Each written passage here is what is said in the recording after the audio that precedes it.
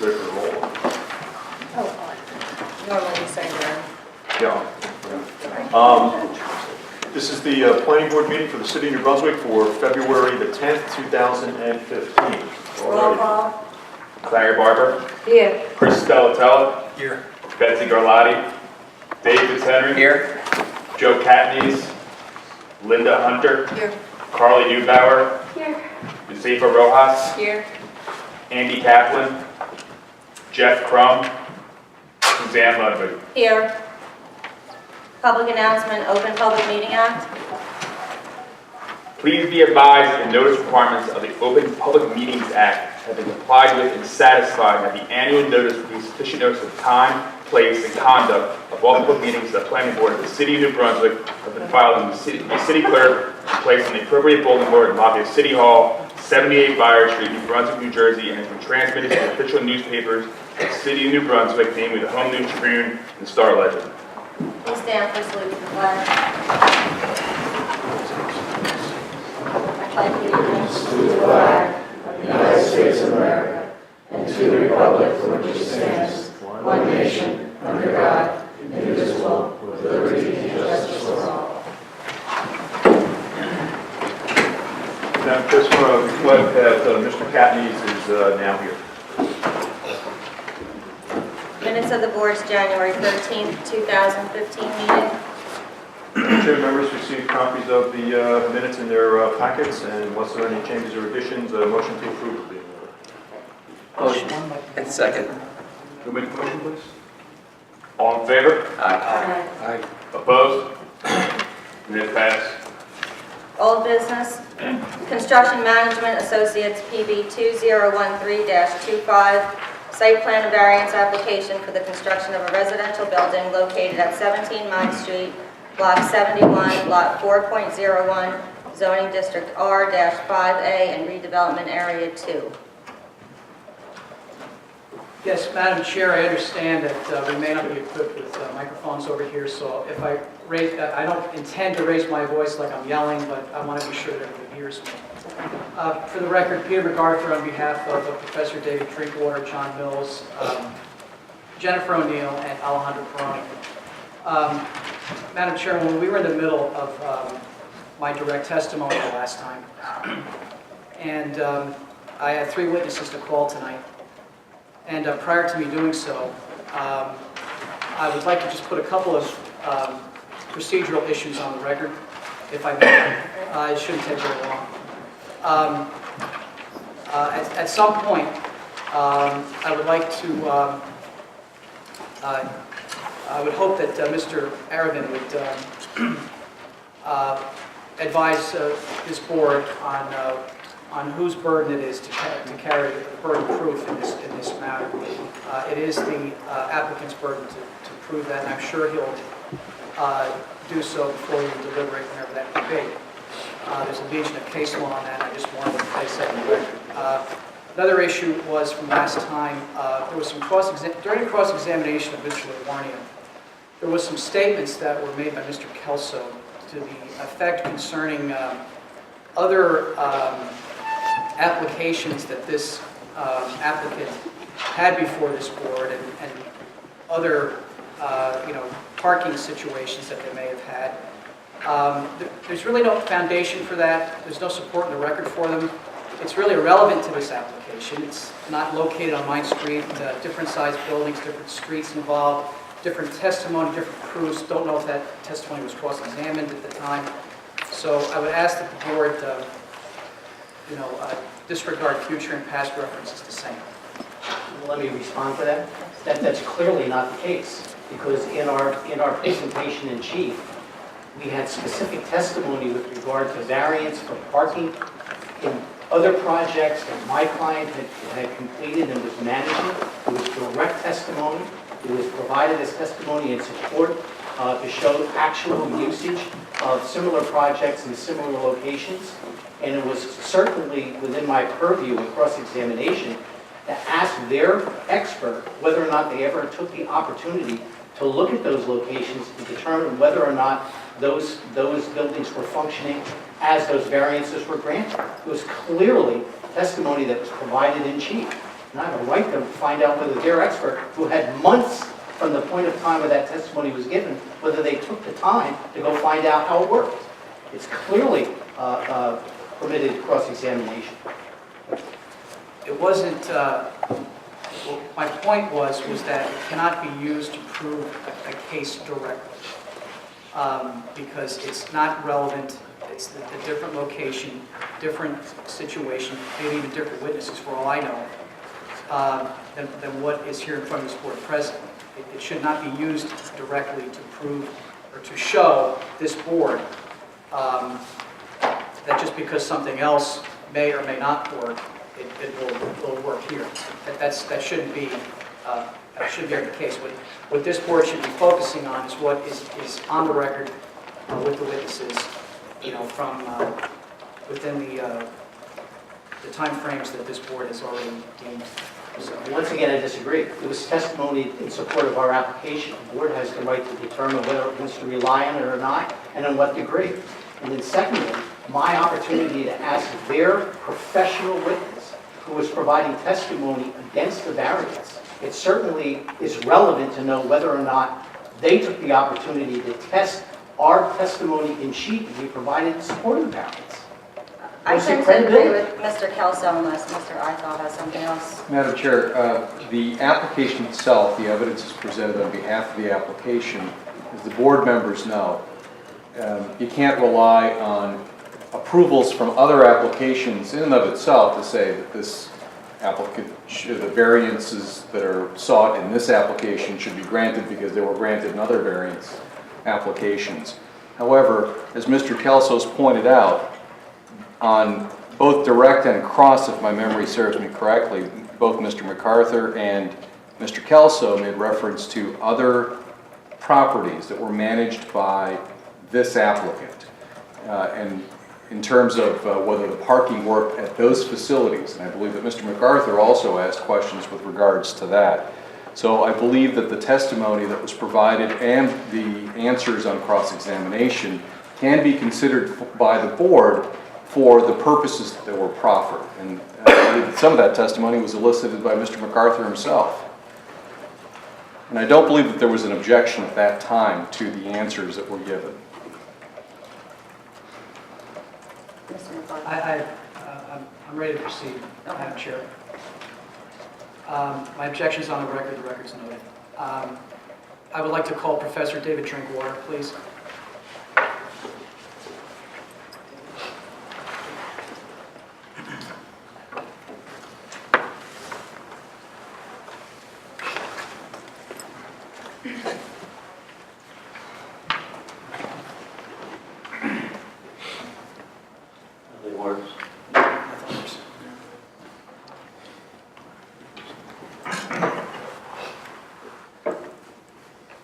So was Mr. Drinkwater sworn in? I don't recall. No, I don't think so. I don't think so.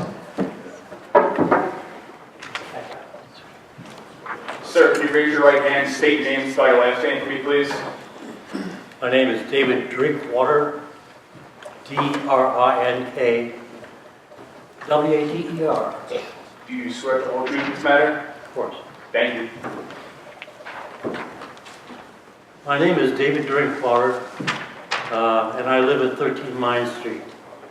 I should say that that's just a couple of doors away from the building that is being built. I'm a professor emeritus at Rutgers and was university organist and on the music faculty for 43 years until 1998. I still live at 13 Pine Street. Can you hear me? Yes.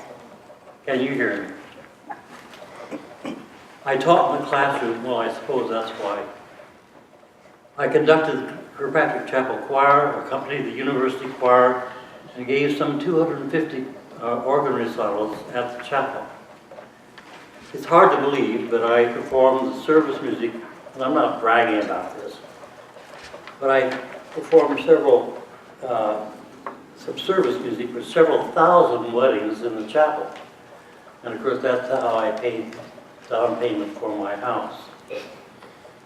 I appreciate this chance to speak to you about application to build a new building on what is referred to as 17 Mine Street.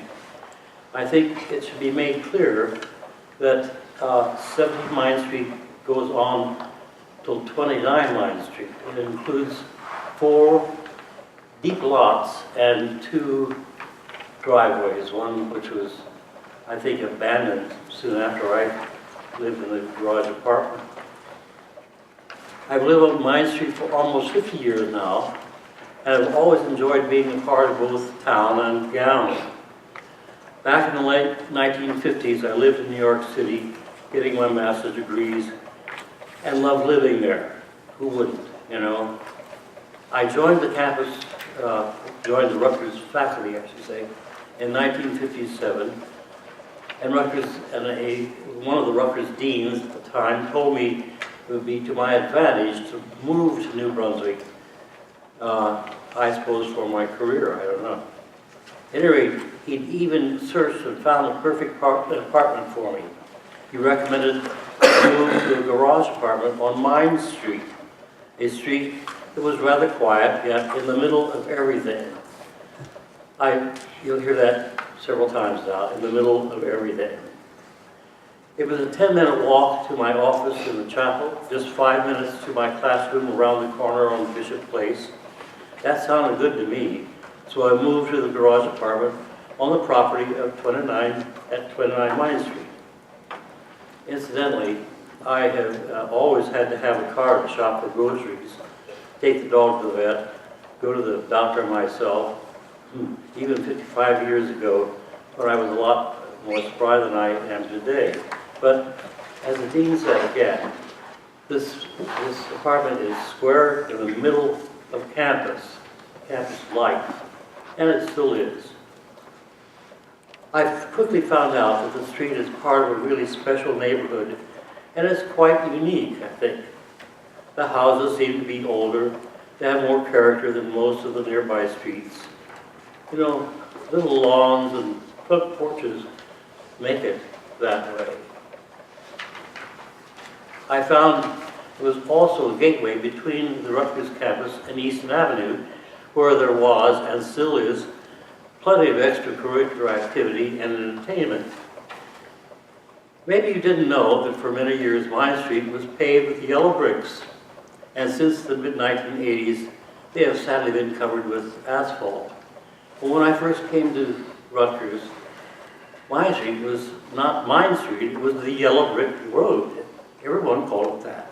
And I really didn't, I think I was naive at the time, but I guess I didn't really realize that it was amazing to me that the movie, The Wizard of Oz, came out in 1939, and most students referred to Mine Street as a Yellow Brick Road, of course, between the campus and Oz.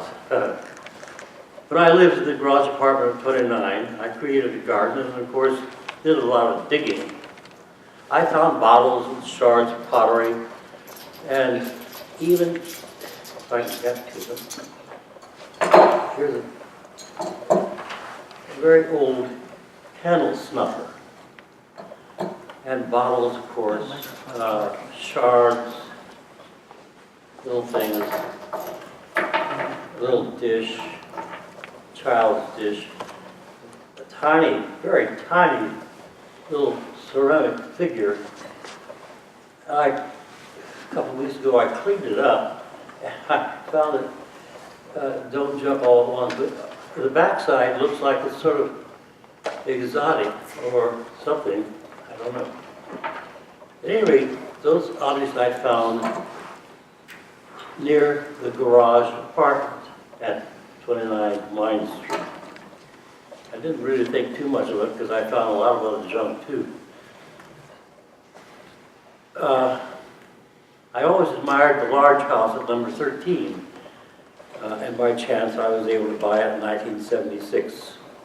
According to a property tax record, a house or some other type of building was constructed there in 1772.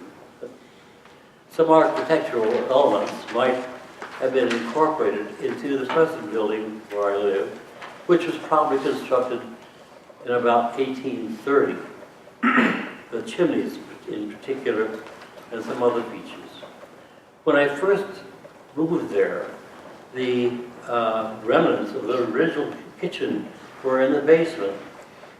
And I found out from a next door neighbor that the front porch, which was added in 1901, replaced a covered stoop with 5 steps up to the front door and 5 steps downstairs to the basement kitchen.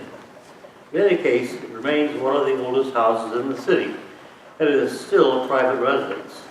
I'm very proud of our house and of the other neighboring houses that have histories also.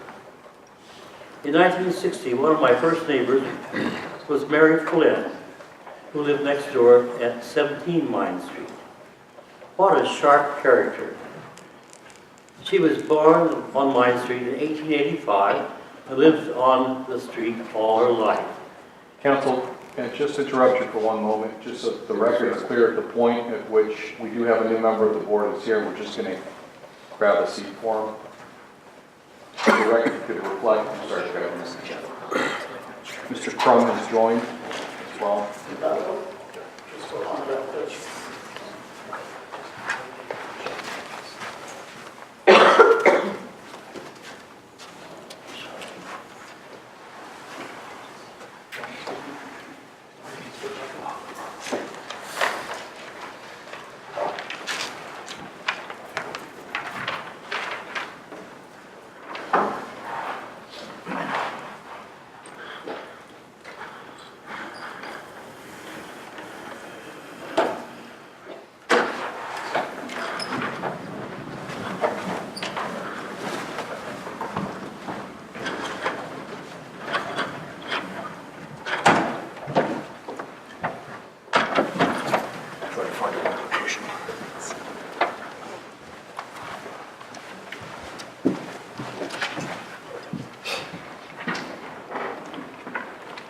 Sorry for interrupting, Madam Chair, Mr. Secretary. Please go ahead. Well, I'll continue. In 1960, one of my first neighbors was Mary Flynn, who lived next door at 17 Mine Street. What a sharp character she was. She was born on Mine Street in 1885 and lived on Mine Street all her life. She told me that 16 Mine, which still stands on the east side of the street, was built in 1880 for her father, the gardener for one of the Johnson families. Another time, actually several times, Mrs. Flynn told me that her father, and this is strange, Mrs. Flynn told me that her father, now she was born in 1885, her father had been told that the area of our church, of our neighborhood, including the land where the Second Reformed Church now stands, had been the dumping ground following the destruction of New Brunswick during the Revolutionary War. Now, I don't know whether for sure if that's true, but I do know that I dug up these artifacts that I showed you earlier, and they were dug up on Mine Street. They might have been dug up in a pit. I could have struck gold, I suppose, if I'd gone down further. I don't know. But there were lots of cans of refuse there. It seems to me that the people who designed the proposed building were probably unaware of the historical significance of this street. There are copper mines here that dated to the days before the Revolutionary War, and of course gave the street its name. Copper was very important as far as the war was concerned. You don't need to take my word for all of this. In May 1980, in an architectural resources survey of the city of New Brunswick, the authors devoted 16 pages to Mine Street, referring to Mine Street from College Avenue to Easton Avenue. They wrote, and I quote, "These are the 2 finest residential blocks in Survey Area 2. And they went on to mention or describe in detail 11 of the 19 houses on those 2 blocks. And just a few months ago, the distinct character of Mine Street was recognized again in a letter dated August 8th, 2014. The Historic Preservation Office of the New Jersey Department of Environmental Protection granted a formal certification of eligibility for Mayan Street Historic District. As George Dawson pointed out in a previous meeting, that's pretty important. Well, yes, as Dean Curtin so many years ago said to me, Dave, that garage apartment on Mayan Street is near everything. And it's still a short walk to campus and to the activities on Eastern Avenue, which are pretty much the same as ever. And for the applicant, it is certainly a prime real estate, thanks to this location. I want to ask you, does this new building in any way relate to the neighborhood? Of course not, unless you want to see Beacon bulk using every inch of the property. We all will certainly be overshadowed by it. The setbacks, and this is so very important, the setbacks, front and rear, are nowhere near the line with the neighboring buildings. At the front, where the houses from number 15 clear on to number 49 have front lawns and porches. This proposed building will jut out almost to the sidewalk with its overwhelming facade and really obliterate those from viewing up and down the street. This is not a big deal, I guess, but it's our neighborhood, and it is a harmonious neighborhood at that. At the rear of the apartment, the rear yards will be replaced by 4 stories of apartments, going back to just a few yards from the back fence. People have been observing the chain link fence that nearly exactly surrounds the property, and that we can't believe that it's that huge building that's going to be there, almost occupying every square foot of the place, of the space. There is practically no setback at all, and no green space to be in harmony with all the other houses. I say that again, in harmony with the other houses of the block.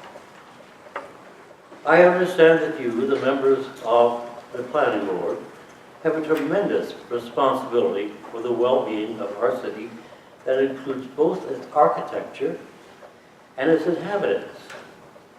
As you have heard over these many, many months, there are many of us who are really gravely concerned about our ward and, of course, the traffic, parking, and general character of our neighborhood. Many of the new housing units in our ward are disasters when it comes to architectural design. They look like they were built to get most money out of a parcel of land at the cheapest possible cost. You look at them and you'll see that. In this case, however, the planning board has a chance to reverse that trend and do the right thing for our city's future. Of course, the issues of parking and traffic are obvious concerns, but also we are not blind about the aesthetics of our neighborhood. We don't want to lose its character. I'd like to be able to say that, yes, not only the builder, but each of you on the board has really given thought to maintaining a pleasant neighborhood for students and permanent residents alike. As it is now, Main Street is probably not much different from how it looked 100 years ago, minus, of course, a few of the beautiful trees, and, of course, the blank spot where the 2 houses used to stand. Will it retain any of that kind of character? Have any of you on the board looked over the architectural plans, or even better, driven down the street to imagine what an impact this building will have on the block? What it all boils down to is that we just want to have a nice place to live in peace and harmony. Don't you all? Isn't that one of the things that each of you on the board has a responsibility for? Harmony is a good thing. As planned now, this building will completely destroy our neighborhood. No doubt about that. We have poured thousands of dollars of our retirement savings into this process of trying to save our pleasant, harmonious neighborhood. Would you do the same?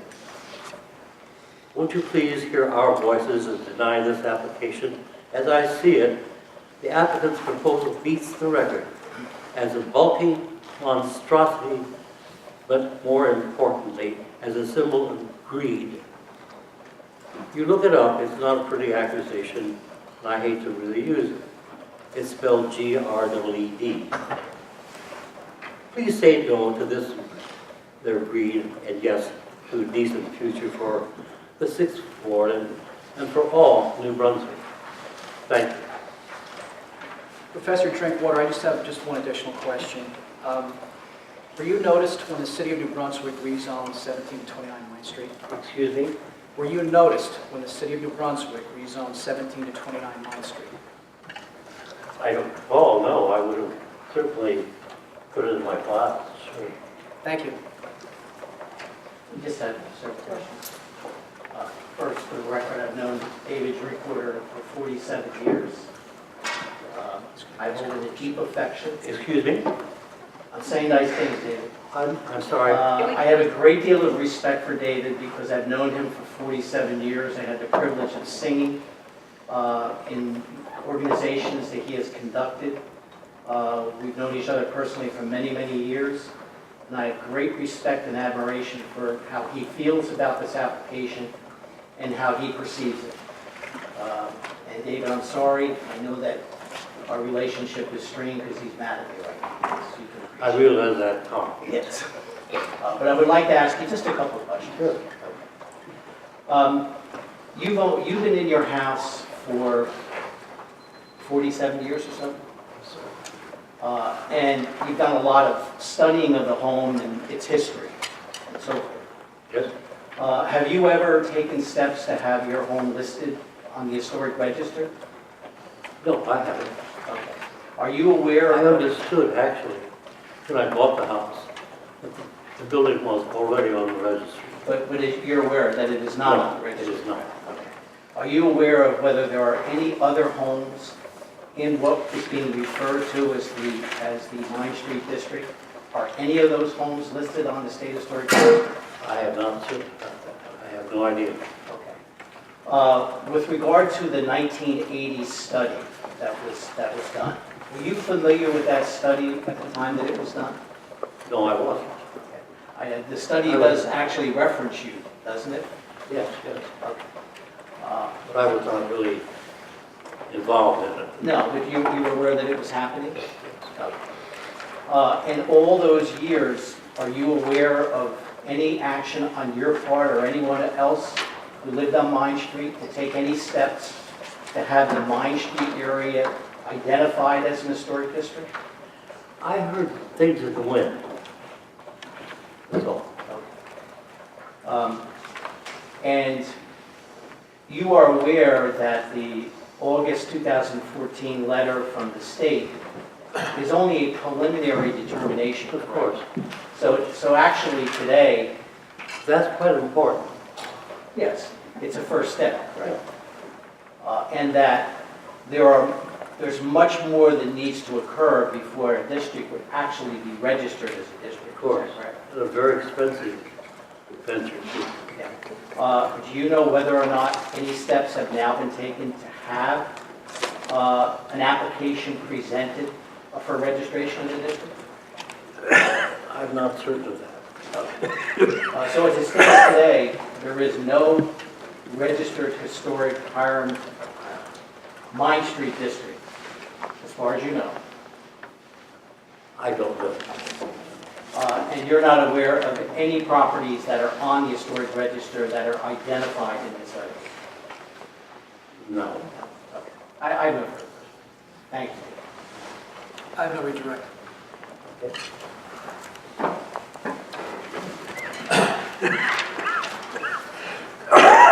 Madam Chair, I'd like to call Jennifer O'Neill to the stand, please.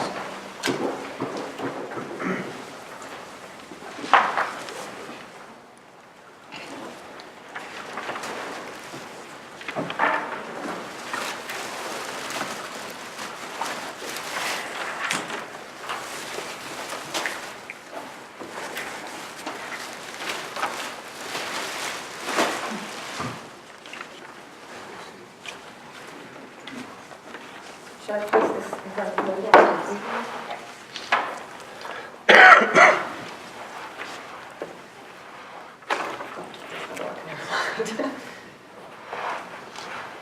Council, I believe you still under oath from before, prior.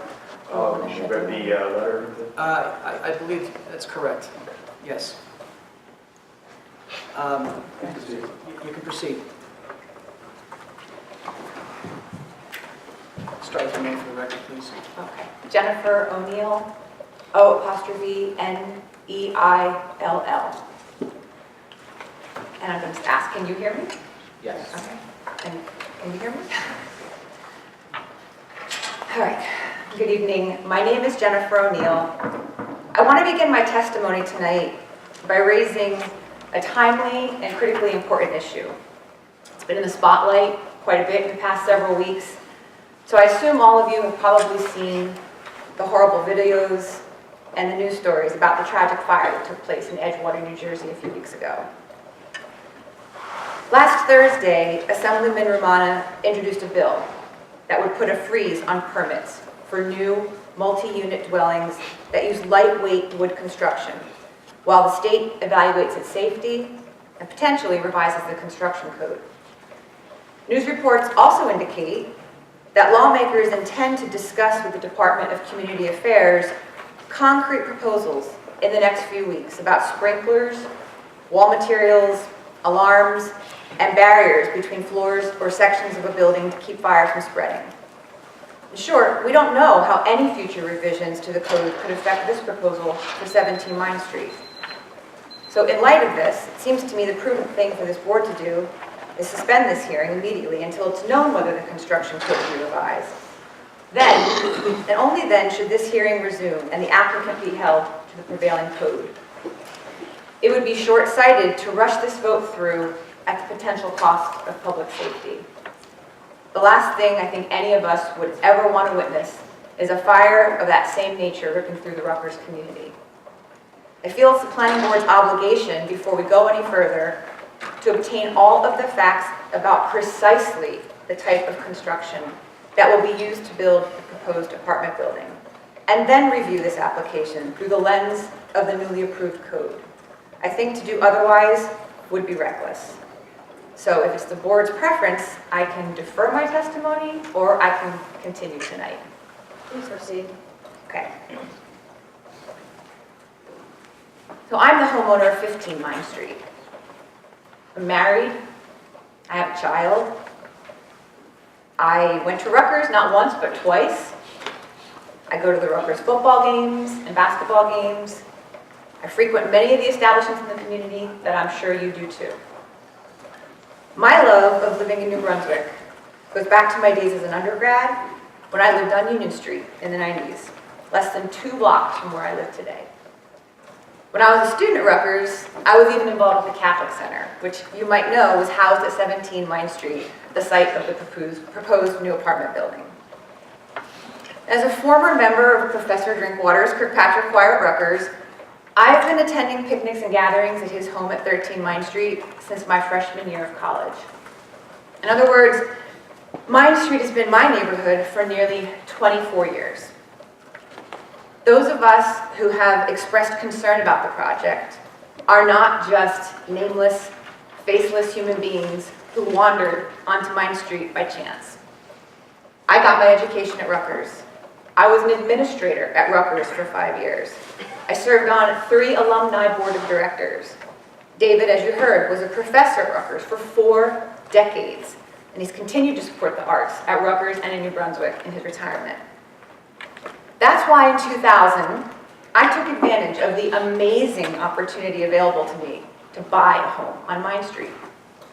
A new program called the New Jersey University and College Homebuyers Program was using $10,000 grants to attract full-time Rutgers employees to buy homes near campus and live in them.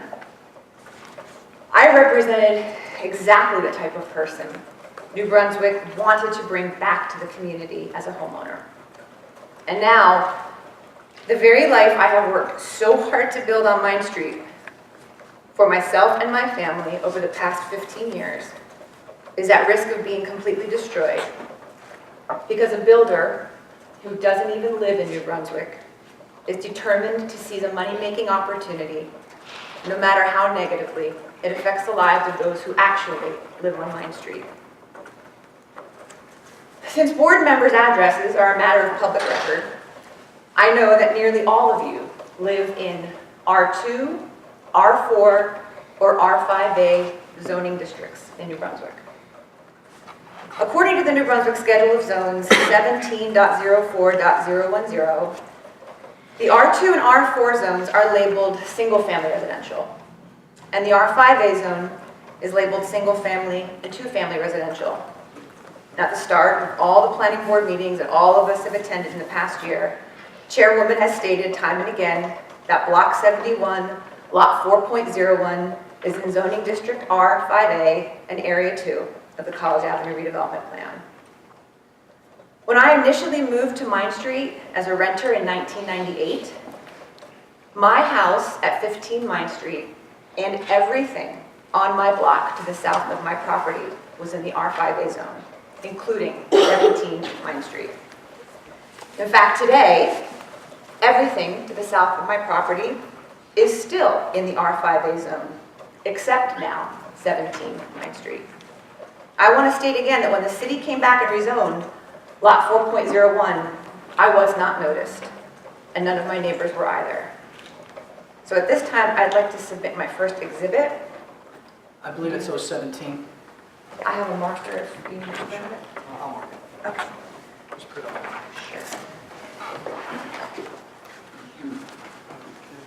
Is that in a good Correct, position for you to see? 017 with today's date.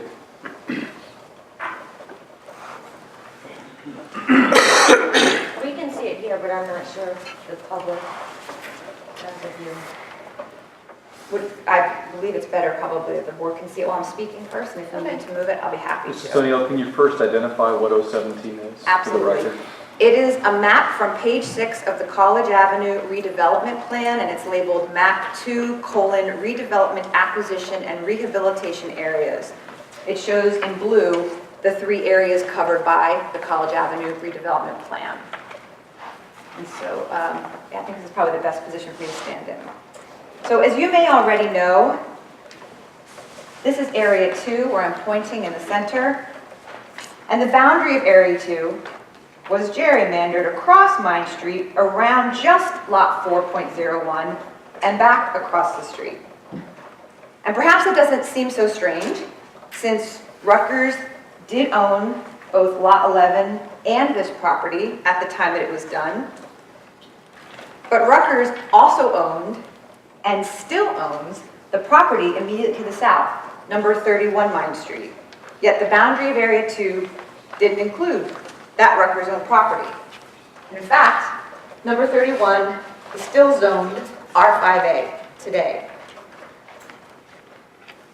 Over a year ago, in January 2014, after CMA submitted its application for 17 Main, I went to Mr. Broder's office to meet him. And as I was leaving, one of the last things he said to me was, "You live in a city, you have to expect you might end up living next to a big building, right? What about you? When you moved to the R2, R4, or R5A zones, did you expect one day you'd have to end up facing something like this? A 4-story, 52-unit, privately owned and operated apartment building in the middle of your house line street?" I imagine the answer is probably no. Our objections should not come as a surprise to any of you. We live in neighborhoods like the ones you live in. In fact, those of you near St. Peter's Hospital also live near an IN zone, just like we do. So perhaps you could imagine the nightmarish situation of waking up one day to find out that the property next door to you had been rezoned in the name of redevelopment, yet none of the adjacent properties had been similarly rezoned. Even though the burden is supposed to be on the applicant, the way the hearings have unfolded, the burden has been on us to demonstrate that this building is not permitted in this location. And the burden has been on us to collect the data and provide the proof that the parking variance is unacceptable. And from the outside, people might question why. Why have we engaged in this so far year-long objection? But good members of the planning board, I think you know why. You would not want nor expect this building 5 feet from your property line, based on what you believe to be the requirements of the zoning districts that you live in. We are no different. I'd like to submit my next exhibit. 018. And I'll tell you what it is, just let me get my notes. 018 with today's date. You could- This is a photograph that I took on January 11th, 2015. It shows the streetscape on the west side of Mine Street, beginning with number 29, which was part of lot 4.01, which was demolished recently, but the rest of the houses pictured are still there.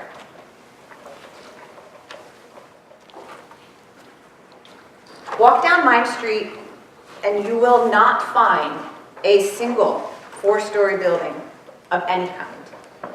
Stand in the middle of lot 4.01, now called 17 Mine, and you will not see a house on that block to the north or south whose rear setback is 10 feet. In fact, the houses have rear setbacks closer to 40 or 50 feet.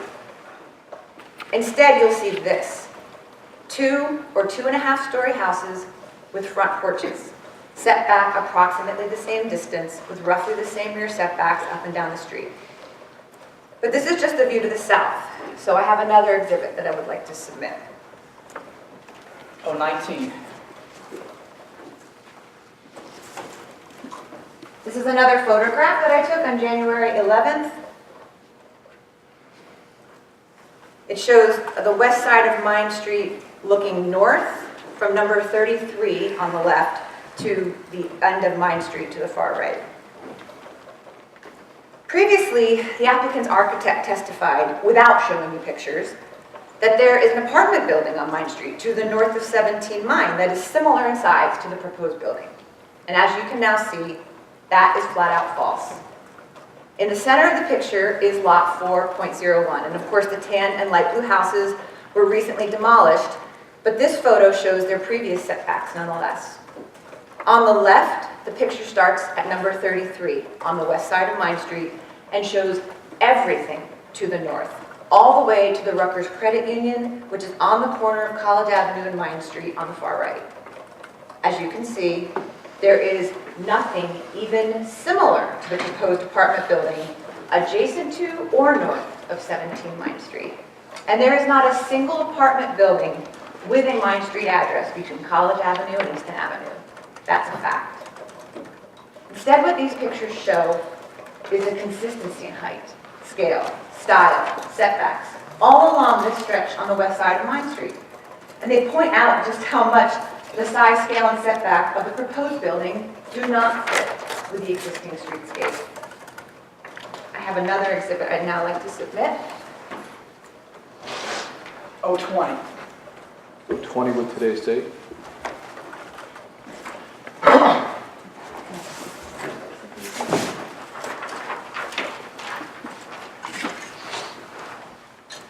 This is another photograph that I took on January 11, 2015. From the northeast corner of my property, looking south at the front setbacks on the west side of Mine Street.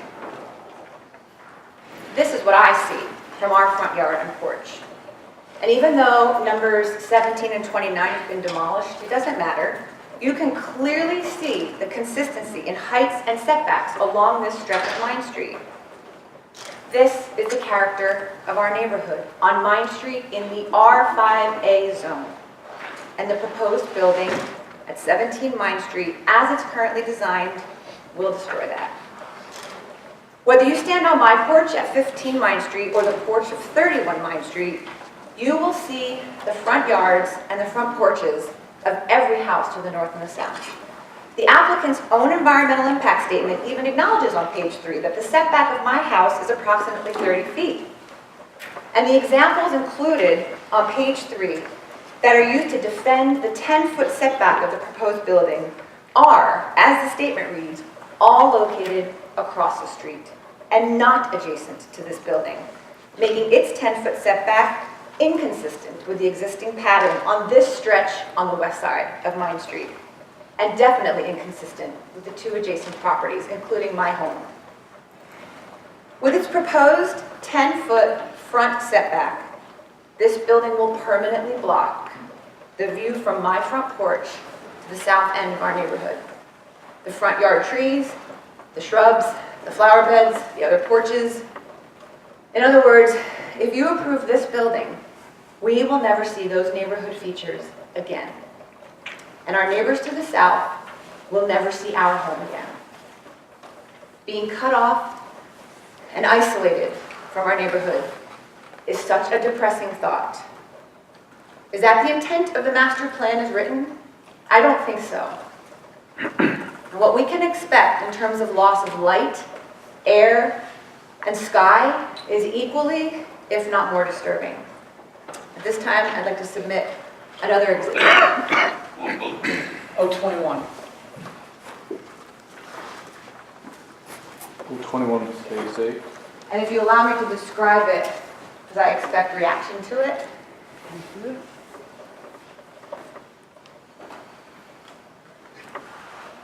This is the sun shadow study provided to me by the applicant.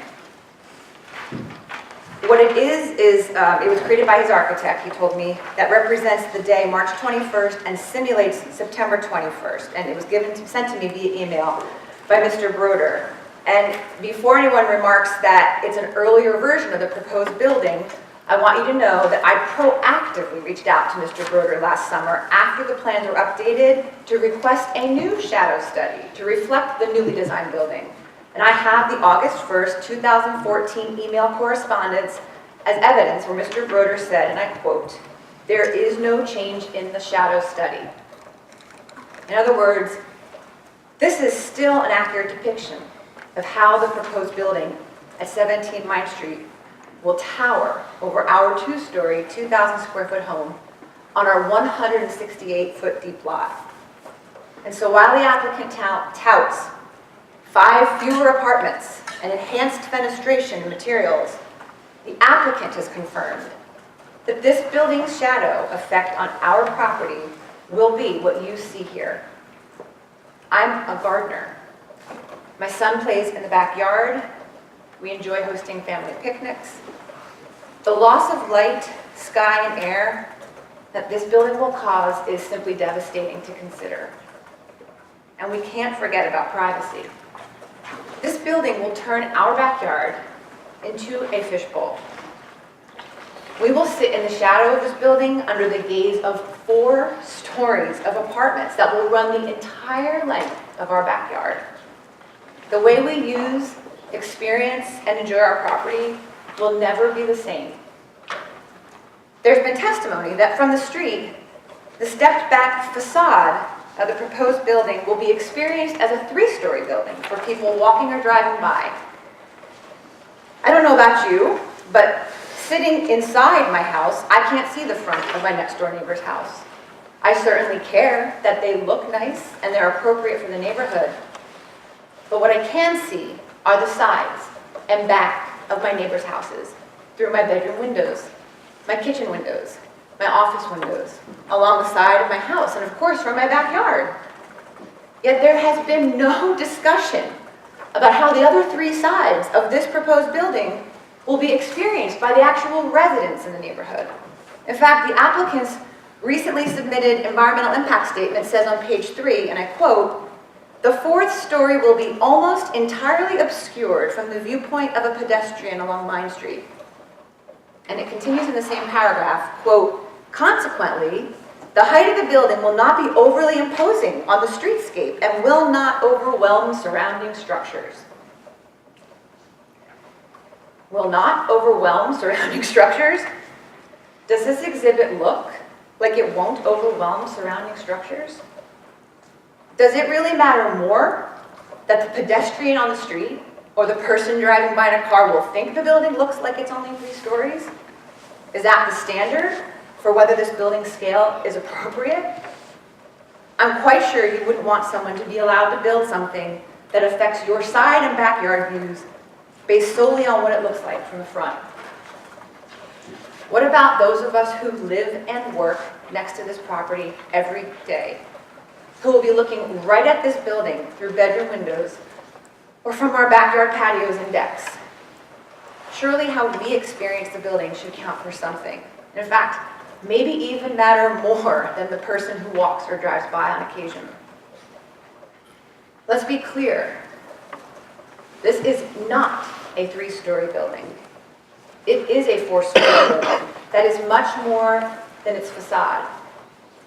When you look at this sun shadow rendering, you can't overlook how this 4-story building that fills the envelope of a 3-lot parcel will affect the people who occupy the houses on all sides, who today enjoy their backyards, their decks, the trees and sunlight that spills through our windows. So now there's another picture I'd like to show you. 022. 22 with today's date.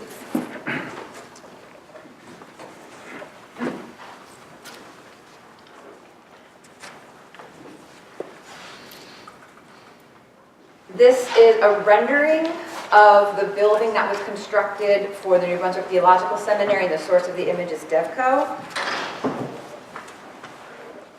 Probably a familiar picture to a lot of you. This is the New Brunswick Theological Seminary's new building, which replaced all the seminary's old buildings that were demolished except the Sage Library, which was, of course, preserved.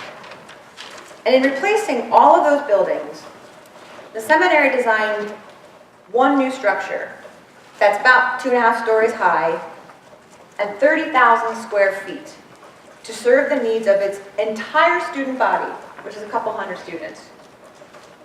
This is relevant because the applicant introduced last month that he has an arrangement now with the New Brunswick Theological Seminary for some undisclosed amount of time to earmark a small portion of the proposed building on Mine Street for seminary students. So now I'd like to show you another picture, one you've seen before. 023. 23 with today's date. And this is a color rendering of the proposed apartment building at 17 Mine Street that I received from the applicant via email. I just showed you the entire new seminary building.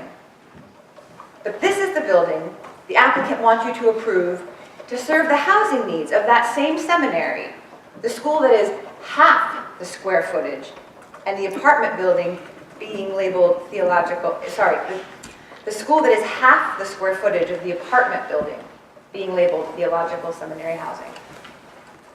Have you ever heard anything so ridiculous? The applicant is asking you to approve a project called theological seminary housing that would be 70,000 square feet to serve the housing needs of an institution that by its own admission can fill only 5 apartments this year. And before someone makes a comment that the applicant has already testified that this would in fact be an open market apartment building, I must ask the question, why then label the plan theological seminary housing? The answer seems pretty obvious to me. For more than a year, the applicant has been intentionally exploiting the seminary's good name, all in the name of profit, by suggesting this building is entirely dedicated to the seminary, while the seminary will actually use less than 20%, if that much. I, for one, find this incredibly insulting to everyone in this room, including you, the planning board. In fact, it's insulting, I think, to the entire New Brunswick community. And I want to know why you haven't bothered to challenge its mischaracterization yet. The deception is very clear to the public. How can you possibly approve a 70,000 square foot theological seminary housing project for a 30,000 square foot school that has fewer than 10 residential students? I'd like to submit my last exhibit. 24 with today's date.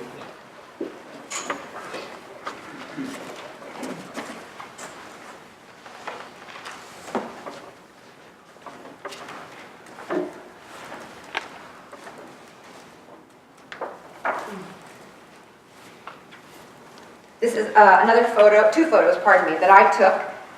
The top photo was taken on January 11th, 2015. The bottom was taken on February 7th, 2015. They are both head-on of lot 4.01 on block 71. and they both show the adjacent houses as well. This is the property in question. These are the houses the applicant has already demolished. This is the large towering tree that a tree expert recently told me is probably 100 years old. He intends to cut it down. And this is now the area that the applicant wants to fill with the proposed building. I had to do a double take when I read the applicant's environmental impact statement. And it said on page 3 that this area here, on the top picture, between the two houses, quote, creates a glaring 70-foot gap in the streetscape and deadens the aesthetic character of the area.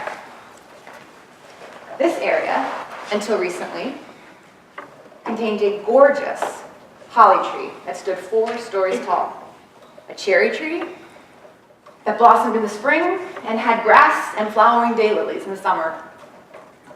This area was precisely how all of the owners of the past 100 years until now have decided to keep this property open and free of structures. And now, thanks to the applicant, the gap is even wider. The holly and the cherry trees have been cut down. The shrubs have been pulled out. And the grass has been bulldozed over in the demolition process. This, as I pointed out, is the gap that remains now. And filling it in with a massive 4-story building, that will be what deadens the aesthetic character of the area. I implore you, if you have not already done so, go to Main Street, stand at the chain link fence around this huge property, and imagine what the builder is proposing. And then imagine you live right next door. This is not how communities are built and strengthened. This is how they are weakened and begin to disintegrate.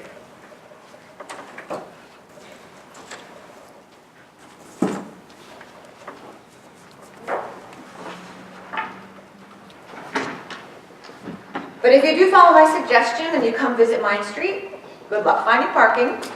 In fact, unless you have a resident or visitor tag, you can't park there Monday through Friday. But you'll see firsthand, like we do every day, the other stark reality of this building proposal, which is that the parking variance is simply unacceptable. There is nothing minimal, about granting an exception of 55% less parking than the standard requires. And if you haven't been to Main Street lately and stood in front of 17 Main Street, you might not even know about the perfect storm that is brewing there right now. I know because I live there. I know because I work from home full-time on Main Street. And I watch what happens every hour of every day in every season. Since swapping land with Hillel, Rutgers has permanently relocated the entrance and exit for its Lot 11 from College Avenue to Main Street, directly across from 17 Main, as John Mills and others have stated. When the street is full of cars and schools in session, we can see cars trying to turn both left and right out of Lot 11, attempting to get to Easton Avenue or to College Avenue. Often their line of sight is impeded simply by the parked cars, not to mention any of the obstructions that may result from construction vehicles traveling in the area from either redevelopment area 3, Hillel, or in the future, 17 Main. But there's another exhibit I would like to reintroduce if the past exhibits are in the room. Am I permitted to do that? Your exhibits? It was my husband's exhibit last month. I don't know the label that was given to it. What was it? What's it look like? Construction trucks blocking traffic on Main Street. I think it was 015, but I'm not sure. I'm trying to find it in the transcript. It was no 15. That's the one, thank you. Thank you. So This just is on the- identify that yeah, exhibit for the record. Yes, oh, the front says 0-11, is that a 0 or an O? Oh, 11. Oh, 11, sorry. Dated 1/13/14. Okay, thank you. So Alejandro Pironi, my husband, used this at last month's hearing. And as it says, I took these pictures from my house in December 2014.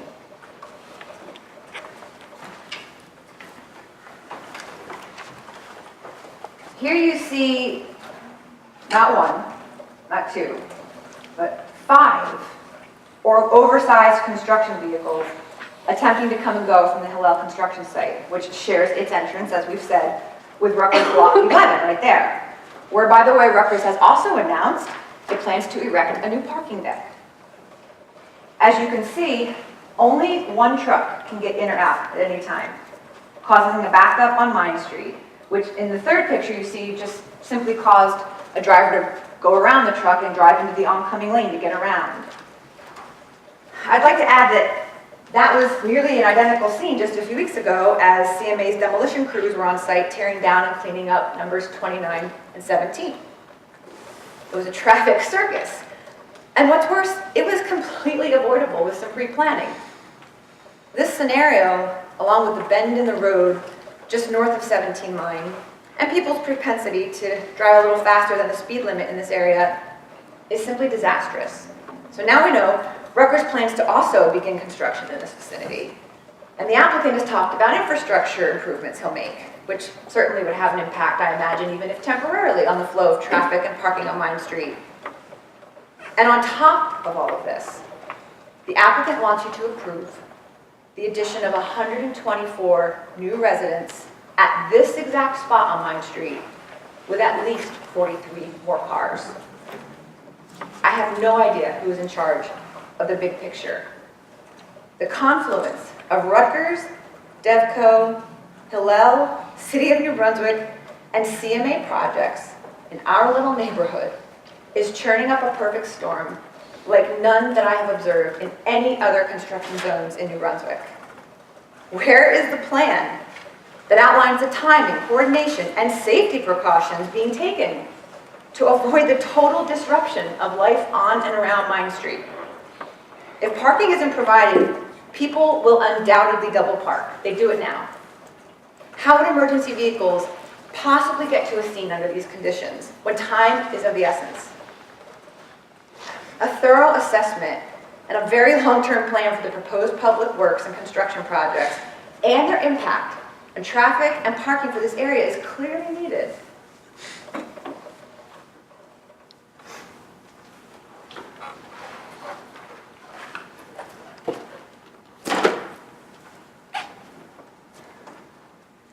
So in closing, I want to say this. Can you imagine, members of the board, being told you should expect you might one day end up living next to a big building like this? The builder wants you to approve this application based on a precedent he says you've set by granting him similar variances. But I say if you approve this application, you could be setting another far more devastating precedent that encourages builders to mislead the public in the name of redevelopment, rewards spot zoning, and sends a message to the diminishing number of hardworking, tax-paying New Brunswick homeowners, which this city's master plan says it wants to retain, that what matters to us doesn't matter to you. I beg you, please reject this application and force the builder to reimagine a more appropriate solution for Main Street, or frankly, your street could be next.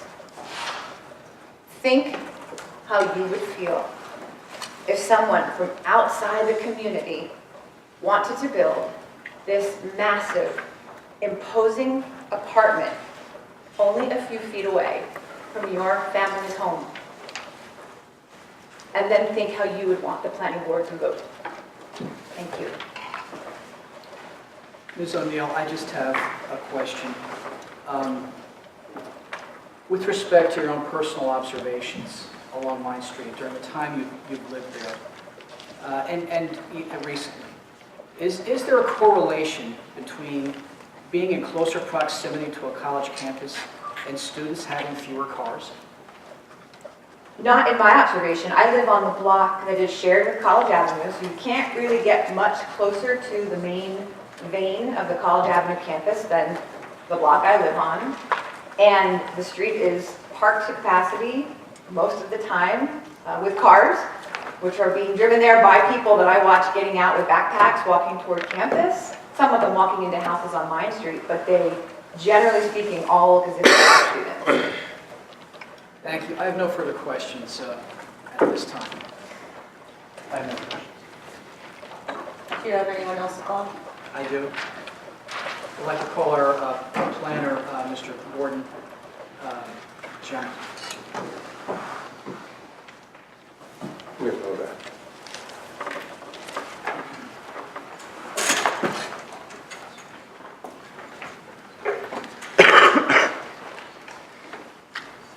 Sir, can you raise your right hand, state your name, spell your last name for me, please? Sure, for the record, Gordon Gemma, Gemma, address 68 Seneca Place, Oceanport, New Jersey. And do you swear to hold truth in this matter? I do. Please proceed. Thank you. Sir, could you please give us the benefit of your qualifications? Sure, I'm a licensed professional planner in the state of New Jersey. I have a master's degree in planning from Rutgers University, and I have been testifying as a professional planner in front of hundreds of boards since 1987. Been accepted by the courts of the state of New Jersey as a professional planner, testifying in front of state and assembly committees as a professional planner, and I teach as an adjunct professor at the Kislak School of Real Estate from Monmouth University of Planning. And you've given numerous testimony before boards such as this. I've been doing this since 1987. I think the last time I tried to count this, Peter, I had spoken in front of about 250 to 300 boards, the local county zoning boards, and I stopped counting. Madam Chair, I'd like to offer that Mr. Gemma as an expert witness for planning. Acceptance, sir. Thank you. Have you reviewed the application and the other correspondence in connection with this application? Yes, And as part of that analysis, did you examine New Brunswick's ordinances, master plan, and the 2012 College Avenue redevelopment plan? yes, I reviewed the ordinances, the 2004 master plan, the 2011 reexamination report, the 2012 College Avenue redevelopment plan, and I have sat through hours of testimony in front of this board, and I give you great credit for putting up with that. What zone is the property in? The property is in the medium density RA5 zone. The property is also in the Area 2 of the College Area Redevelopment Plan. Are the requirements of the RA5 zone specifically supplemented and superseded by the requirements of the plan? Yes, and let me go through this, because I think it bears some repeating, at least from my perspective. And I know the board had a discussion about this when they opined about jurisdiction a while ago. And I agree that Section 5D on pages 10 and 11 of the plan indicate that all lands shall be developed in accordance with the requirements of the IN-1 zone, as then supplemented by the plan. But that, to paraphrase your attorney on one of the prior meetings, is not the rest of the story. Section 5D1 also says that all the plans shall be developed pursuant to the IN-1 zone and, quote, in accordance with the subject to the applicable regulations, requirements, and provisions of the construction codes of the City of New Brunswick and all other relevant laws, codes, and ordinances, end quote. Your zoning ordinance is such a relevant code and ordinance. So when you look at the IN zone, you want to look at the IN zone requirements, you look at the rest of the code requirements. And that's where my concern lies. Because the next part of the analysis has to be what's permitted in the redevelopment plan.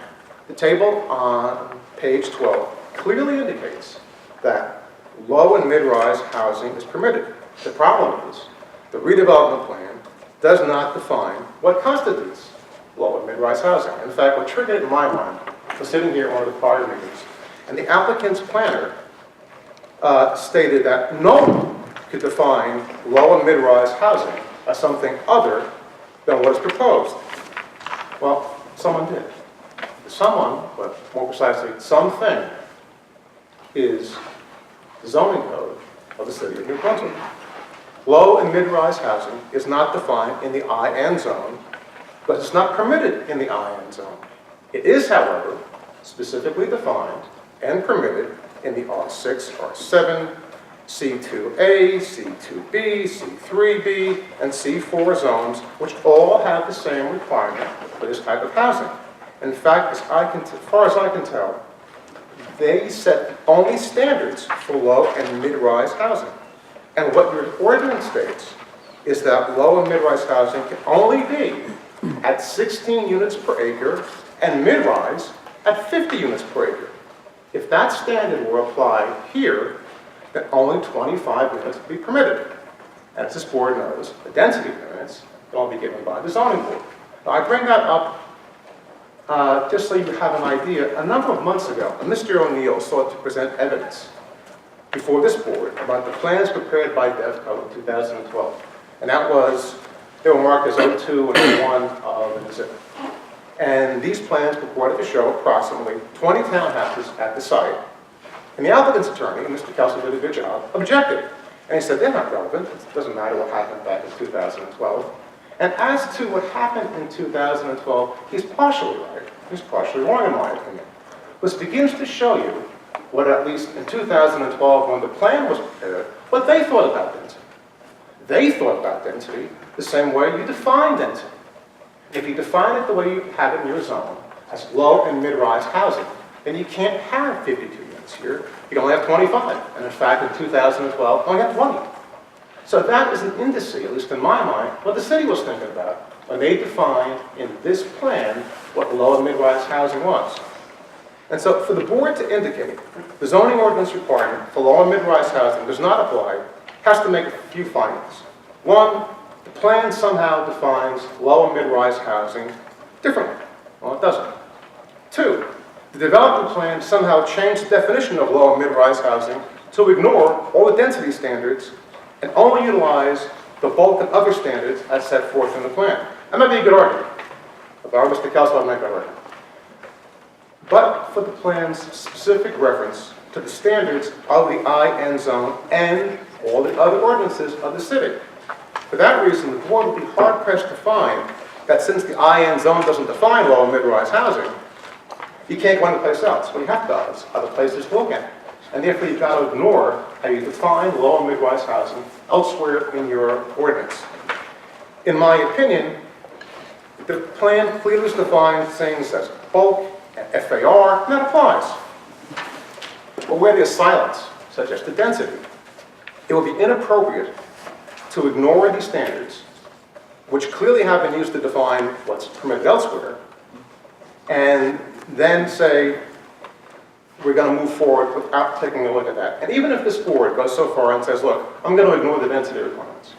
I'm going to say that, well, this is low and mid-rise. I know low and mid-rise when I see low and mid-rise. So therefore, I'm going to go ahead.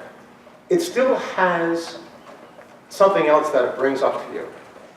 Because even if you find that the plan supersedes the requirements of the ordinance, and allow silence as to density, keep this in mind when looking at the requirements of the plan when it speaks about the structure being within the context and the character of the surrounding uses.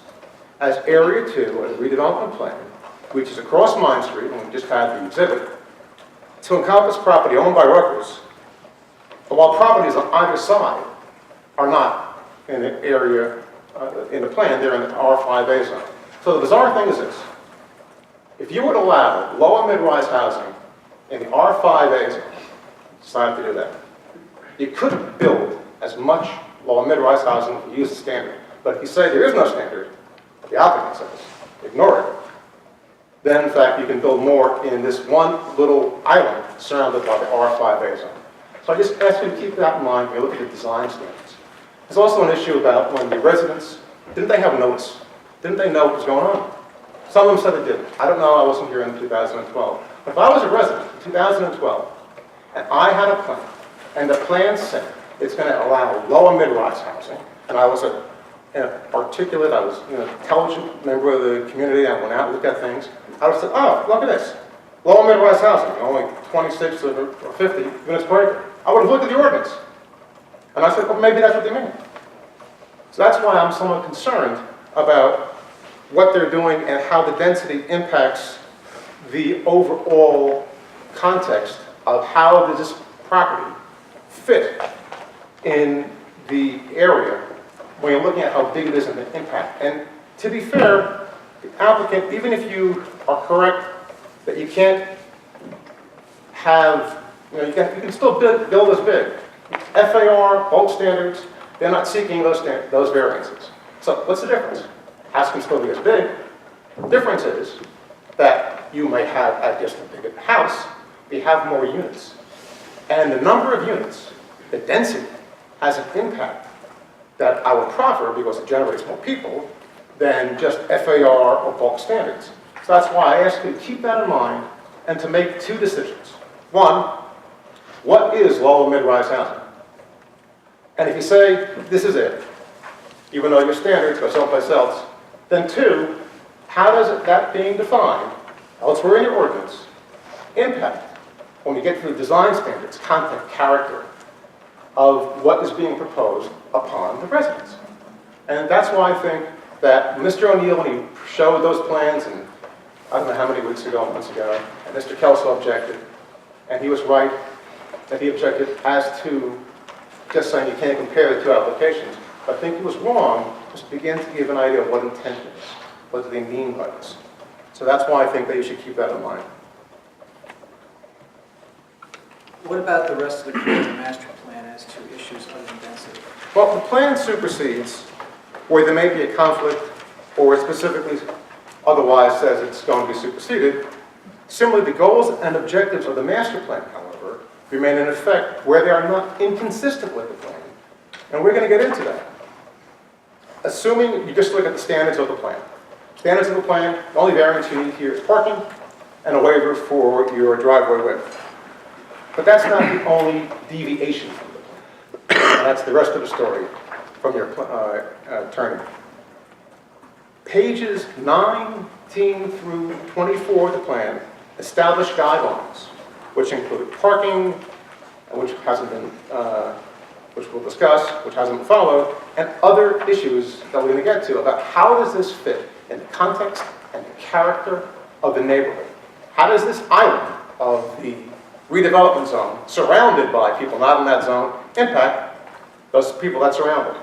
And that's why I think you can't just say, I just need a waiver, I need a variance for parking.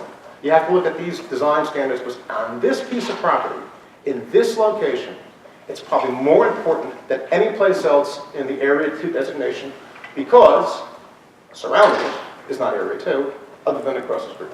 And so that's why, in my mind, it becomes important to look at that.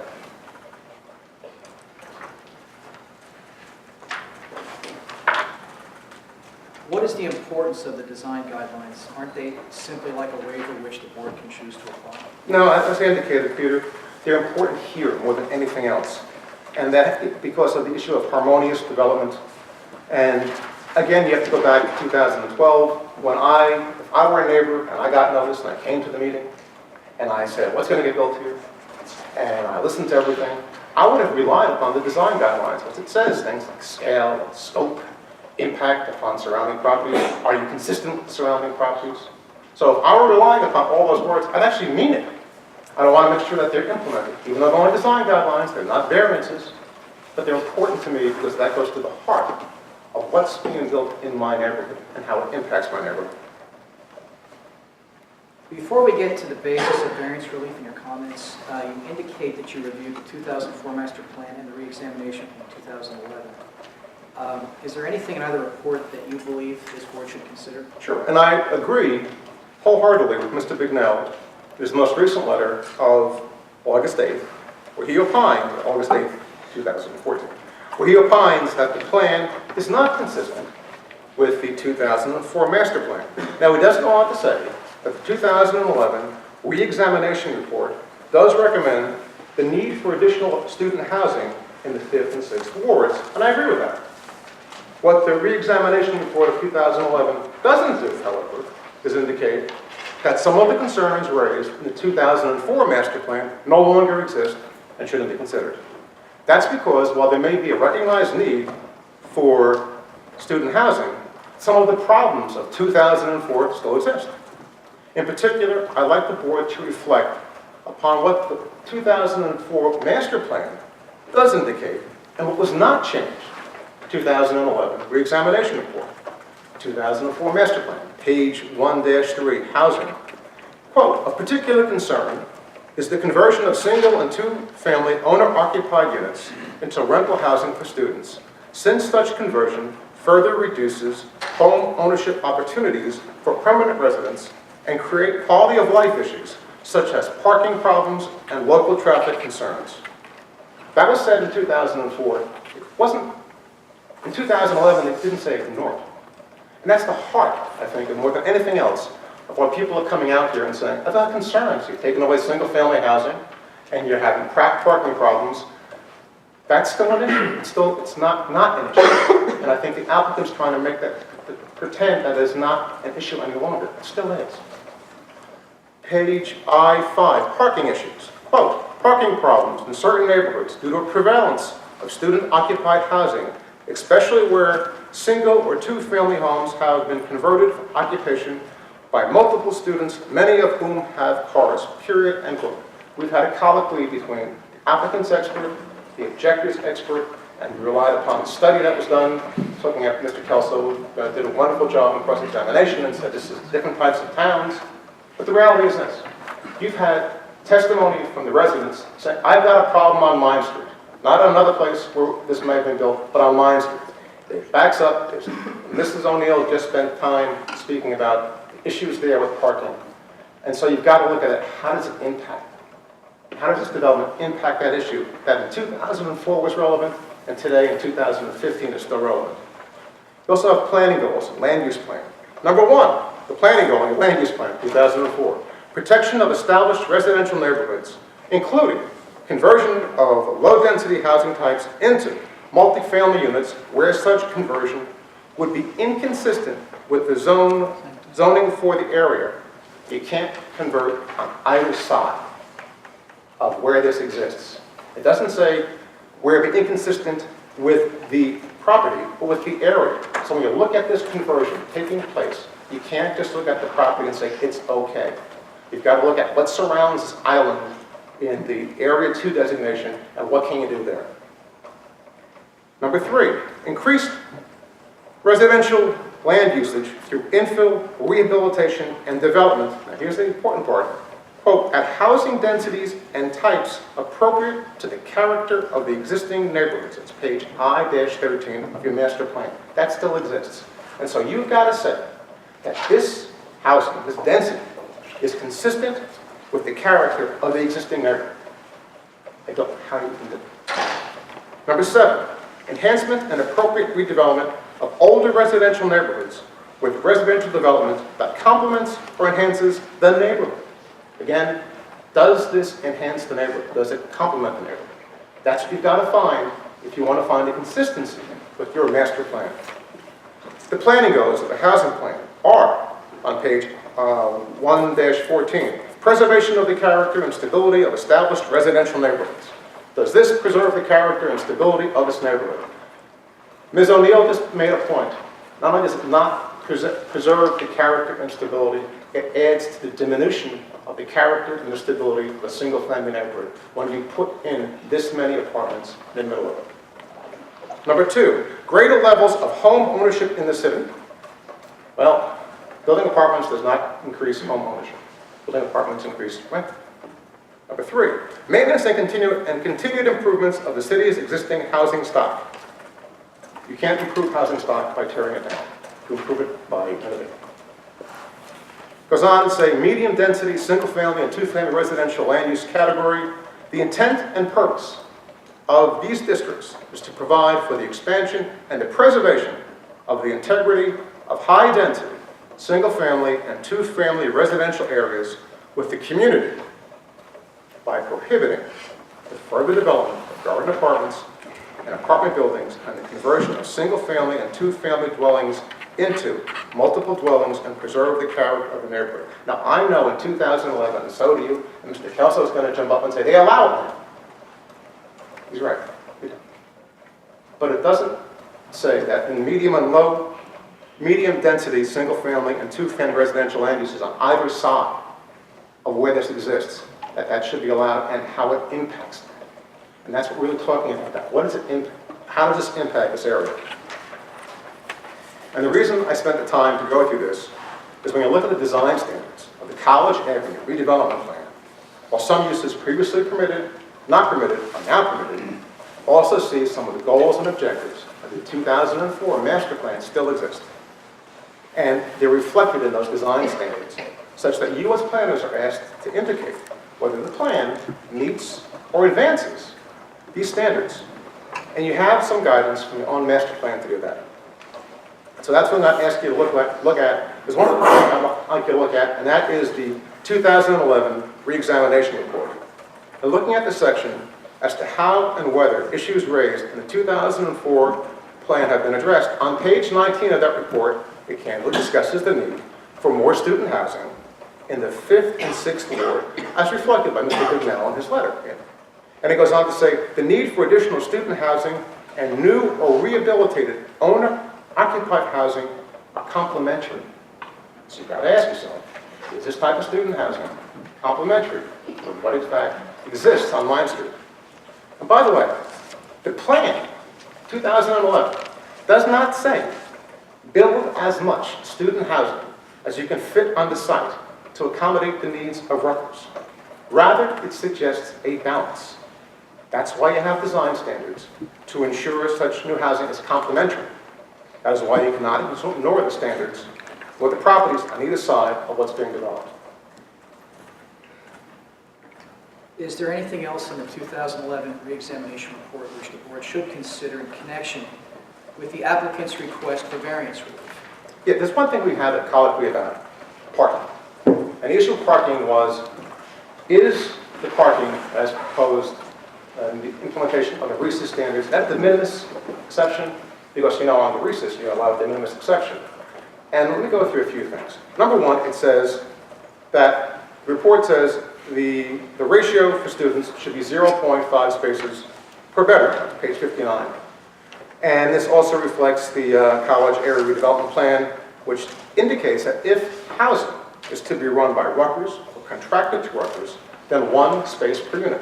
If not, regardless of who the target audience is, the recess standards apply. Mr. Bignell is 100% correct. He said you need a variance for your parking. And that's important. It's not the de minimis exception, because your town, New Brunswick, made a decision, and it said, if you don't have the parking dedicated for students, then I am making an ordinance requirement that the recess standards apply. That's important, because then when you look at giving relief, it's not a de minimis exception relief, it's a relief pursuant to a variance. The applicant is under the burden of proof to tell you why and to prove why and how, providing less than 50% of what New Brunswick in 2012 said you needed somehow meets those criteria. That's the standard you have to meet. Mr. Bignell was right, trying to tell you it's a de minimis exception, and you can just waive it, is improper. You have to meet the variance relief. And the applicant at one point said, yes, we'll make it proofs for the variance.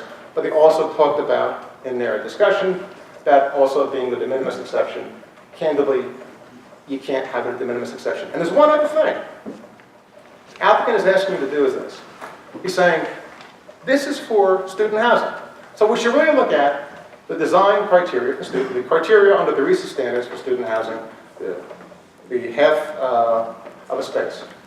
Well, the only problem with that is the applicant is not dedicating this for student housing. If the applicant were correct, what this board should say, no, you're right. I agree with you. Student housing. Deed restriction. You can only register students. Want to do that? Then maybe you can apply the student housing criteria. Applicant didn't do that. Applicant said it's market housing.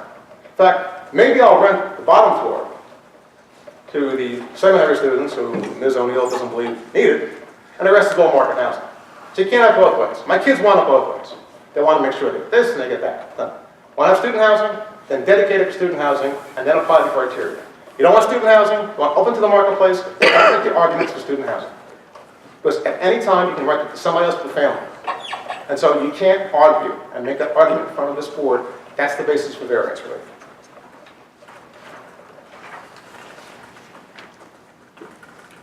Why is it important that the board keep the master plan and its objectives in mind in the context of the request for the parking variance? Because the parking variance, the applicant's planner acknowledged, and he's right, that you can't have the variance relief based on the C1 standard of a hardship. You can't lock down the building and say there's a hardship. Sort of like the person who kills the parents and claims they're in law. You got to meet the C2 standard. Looking at the C2 standard, you got to ask yourself the question, how does this advance the purposes of zoning? And so you have to say to yourself, for the positive criteria, how does providing less than half of the required parking spaces advance the purposes of zoning? For the negative criteria as to the adverse impact on the neighborhood and the zone plan, applicant has to prove that by only providing less than half the spaces, there will not be a substantial detrimental impact on the neighborhood and on the intent and purpose of the zone plan that was adopted 2.5 years ago that said you need to apply the REIS standards if it's not student housing. That's why it's important to apply here. In order to qualify for the variance relief, what must the applicant show? Right, just very quickly, this board's heard it 1,000 times, C1 standard, forget it. The applicant's planner says it doesn't even apply, and I agree with him, it's not a C1 hardship case. C2 standard is the flexible C standard, where the purposes of the land use law are advanced by a deviation of the ordinance requirements, and the benefits of the deviation substantially outweigh any detriments. And so you have to say is, how does this, providing less than half of the parking, advance the purpose of zoning? And remember, it doesn't say in your master plan, in the 2011 report, build as much student housing as you can possibly cram into one block. It says you need student housing. So you've got to be careful, because you can't make the argument that but for putting in this many units, or but for having this little parking, I couldn't build the student housing. And you can't make that argument because when someone tried to ask questions of the applicant and the applicant's attorney to go to this economic issue, they said, hey, I'm not going to tell you how much you pay for the property. I'm not going to pay for the inside. We have no idea what the minimum amount of housing that could be built here and the maximum amount of parking that could be built here, because they wouldn't tell you. So they haven't met that standard of but for the parking variance, I couldn't build student housing, because they purposely, even when asked, wouldn't give you the basics of, it's called economic impact analysis, to determine in fact what could be built, what couldn't be built, based upon variations like that. They purposely said, you'll find out later. Before we get to any of the individual variances, can the applicant maintain that any of them are pre-existing? No, like I said, it's knocking down the building, starting from scratch. You can't say they're pre-existing. You knock down the building, so therefore it's not a function of anything unique hardship as to the structure. I don't think the property itself is uniquely shaped. As far as I know, I listened here, there's not a unique topographic feature like wetlands or steep slopes and so on. In your opinion, sir, does the applicant meet the C2 standard? No. Positive criteria. Why not? Well, I have difficulty finding the applicant meets the standard for release. First, I don't know what specific purpose of zoning you can apply to maintain your advancing on the MLUL or the master plan by building less than half of what you're required to do. Only thing you could possibly say is, hey, look, without this, I couldn't build it, but they purposely made sure you couldn't even hear the argument. The applicant's witness all implied that the purposes of zoning were advanced by providing student housing consistent with the plan. First of all, they have to make the argument, the but-for test, which they can't make. And the second thing is, the more obvious one is, they haven't agreed to spend student housing. They have not agreed to de-restrict this property and say, this will be dedicated just for student housing. So you, again, can't have it both ways. And even if you stretch and try to find a purpose of zoning, you have the burden of getting around issues of the negative criteria. Ms. McNeil, Mr. Peroni, and Mr. Drinkwater all discussed the impacts that this has in terms of parking, in terms of getting around, in terms of safety. And it's not traffic experts battling about a report done in I don't know, where was it, Louisiana or something. Who knows? This is my block. My block is not a college town in Cincinnati. My block is mine.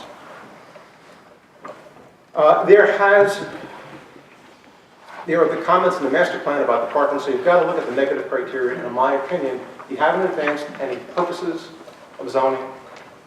You haven't gotten over the substantial detrimental impact of not providing enough parking because of the negative, because of the impacts on the neighborhood and in the ordinance, and the plan, I'm sorry. The plan says, here's the requirement. By providing 50% of what the plan says is the requirement, I don't know how you say it doesn't have a detrimental impact upon the plan adopted 2.5 years ago. Just by way of summary, do you believe there is justification for the variance for parking relief? No. Let's go to the design standards. What are the ones in the college avenue plan that you plan to It's not just me. Mr. Bignell, in a letter of August 2014, in item 9D, reminds this board of the importance of design standards which require new buildings to be supportive of older buildings on the old Queens campus. The architect, the applicant, in his testimony of October 14th, reinforced this when he described this area as the heart of the Rutgers campus. So look at these design standards. Both Mr. Bignell and the applicant's architect both agree. It really applies here. So let's look at the design standards. And paragraph 1A, page 19, it says, quote, all new buildings should be related harmoniously to existing buildings and other substantial structures in the vicinity that have a visual relationship to the proposed building, period, end quote. The applicant tried to make a point a number of meetings ago that there is a similarly large building at the corner within a stone's throw away. That may be true, but comments like that are somewhat misleading. The term visual relationship means what you see, what is next to the proposed building, what is across the street. The applicant did begin to recognize this by reducing what was first proposed to something less. The board has to consider whether that, in fact, meets the design standards. Ms. O'Neill just provided photographic testimony of what you see. Those were the exhibits she put on top, put into the record. So you have to ask yourself, what's proposed is similar and harmonious to what you see. You have to look at setbacks. Either side setback is at 23 and 25 feet. The proposed setback, according to the applicant, is 5 foot. I'll look at exhibits 07 and 010 for perspective. They were introduced. And it's not just, by the way, when they talk about setbacks, applicants, my client's property has steps, has a porch, has a building. And they're all set back farther and farther away. So when you look at the applicant's building, it's a building. So you can't compare the setback, steps, and a porch to a building, particularly one that's going to go up 3 stories and then set back to 4 stories later on. Height. Buildings on either side of the applicants are 2 stories, and many in the area have partial 3 stories, the peaked roof. Applicant proposes, as you know, 4 stories. But the difference is this: the applicant, the houses in the neighborhood are houses with a gable roof that are peaked, and they may come to that height. This is all the way across. So you have to ask, is that harmonious? Is that consistent? Density. We talked about that. The surrounding uses are single-family houses. Proposed use is a multi-family apartment structure of 52 units. How you can compare 52-unit apartment structure being harmonious and consistent with a single-family house is beyond me. But that's part of the design standards. The surrounding houses are residential types of construction from the late 18th to the early 20th century. Many have clapboard siding, gabled and peaked roofs. Mr. Drinkwater talked about going in the backyard and finding God knows what buried back there from the later centuries. You have to compare the proposed building. While I can see it's a whole lot better than was originally proposed, it's still not consistent with what's around it. Paragraph 1B, building height and settings, page 19. The particular location of new buildings on a site should provide an appropriate, harmonious relationship to existing area structures in terms of height, setback, and view preservation. The board has to ask what exists on Main Street, whether this building is harmonious in all those design guidelines. What exists? Paragraph 1C, building design elements. Harmonious in terms of materials, color, and texture. The facade should, quote, reflect the size, scale, and setbacks of adjacent buildings and across the street. Here the language can't be any clearer. It's not a stone's throw away. It's not what's on the corner. It's not what's on College and Easton. It's what's adjacent and what's across the street. And how is this harmonious and consistent with what that is there? Paragraph 1H, page 20. New buildings should strengthen the particular urban design features of its locale. Ms. O'Neill is 100% correct. This does not strengthen the particular urban design features of its locale. It tears it apart. Paragraph 2, specific standards, pages 20 and 21, examine such items as missing facade, massing, facade, scale, relationship, architectural style, historical appropriateness, all related, how it fits into the block and surrounding uses. And then it goes on to the design standards. Paragraph 3, page 22. It says, here is how you get exemption from strict application of the standards. This is important because your plan says if you want to deviate from the design standards, this is what you must find. And it says, 1, they only allow exemptions if, quote, necessary to achieve an overall design concept that promotes a desirable visual or functional environment. So you have got to ask yourself, is it necessary to build this big to promote a desirable visual or functional environment? That's a standard. It says, 2, exemption relates to an element of an overall plan proposal for the design or redesign of the structure. So if I need to rebuild the structure, I can deviate. Well, they can just deviate from the structure. They knock it down. And then 3, it says, the relaxation or modification of the standards would not subvert the intent and purpose of this subsection by substantially detracting from, quote, the aesthetic design and composition among the properties within the redevelopment area, which is intended to be coordinated, maintained, and preserved by this subsection. Building a large new apartment house, even one that's been somewhat decreased in size, in an attempt to be more conforming, does not meet that exemption, because the area that it's impacting are the houses and the neighborhood on Main Street, not other properties, all in the R, in the 2 zone. So just to be complete, do I think it meets the standards, the design guidelines? No. Do I think it meets the exceptions that your plan said you should apply if you want to deviate from that? No. Do I think it has to be this big? No. Because there's nothing that's been proposed that says it has to be this big to meet a goal of providing student housing. And by the way, there's nothing here that says it's going to be student housing. Sir, in conclusion, you testified earlier as to a D5 variance. Do you believe that one is necessary here? I think that if this board finds that they're going to apply their ordinance, and density is in their ordinance as defined, they need a D5 variance. I think the board finds that, and this board knows there's no jurisdiction to do it. Now, as to the other variances that are the subject matter of this application, is it your testimony based upon everything you testified to thus far, and the testimony of Mr. Morning before you, the testimony of your clients that have testified previously? Do you believe, sir, that the applicant has satisfied the positive criteria for the variances that are seeking? Specifically, is this a better zoning alternative for this town? No, I believe it is not. And again, based upon the testimony of our clients and Mr. Warnian, do you have an opinion as to whether or not this applicant has satisfied the first prong of the negative criteria, which is namely that the application is not substantially detrimental to the public? I believe it has not, and I think the real focus should not be, it's good to hear the experts, God knows, I'm one of them, I get paid to be one, but listen to the people who live there and their experiences, particularly when it comes to the impact on work. And finally, sir, when it comes to the second prong of the negative criteria, which is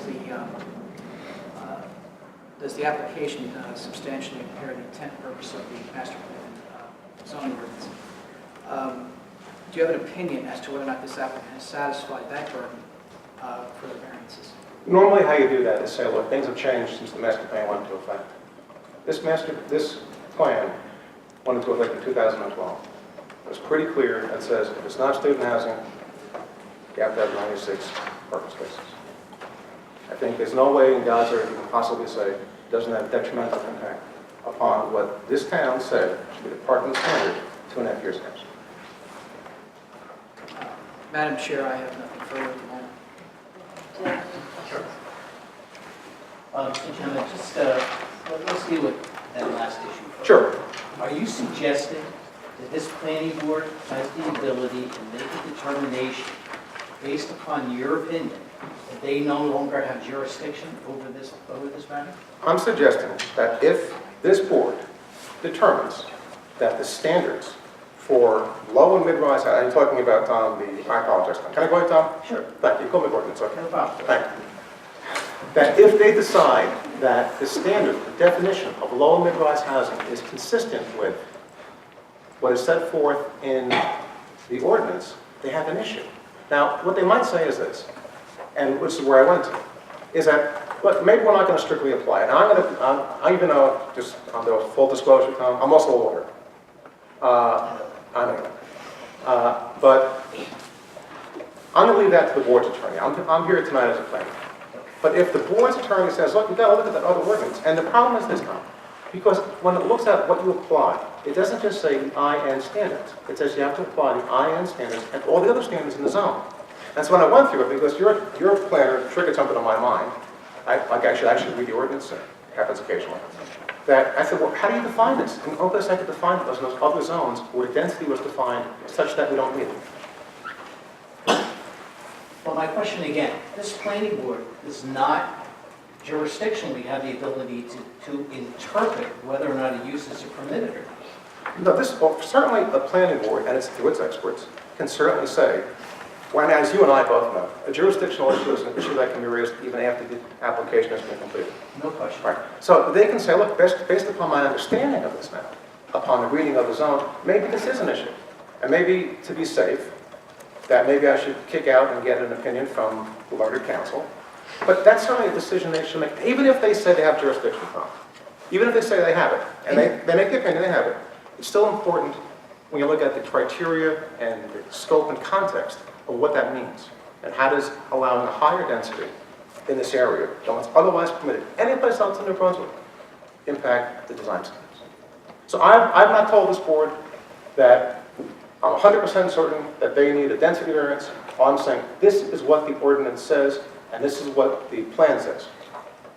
But you would agree that the redevelopment plan criteria in Area 2 does not contain any type of density requirement.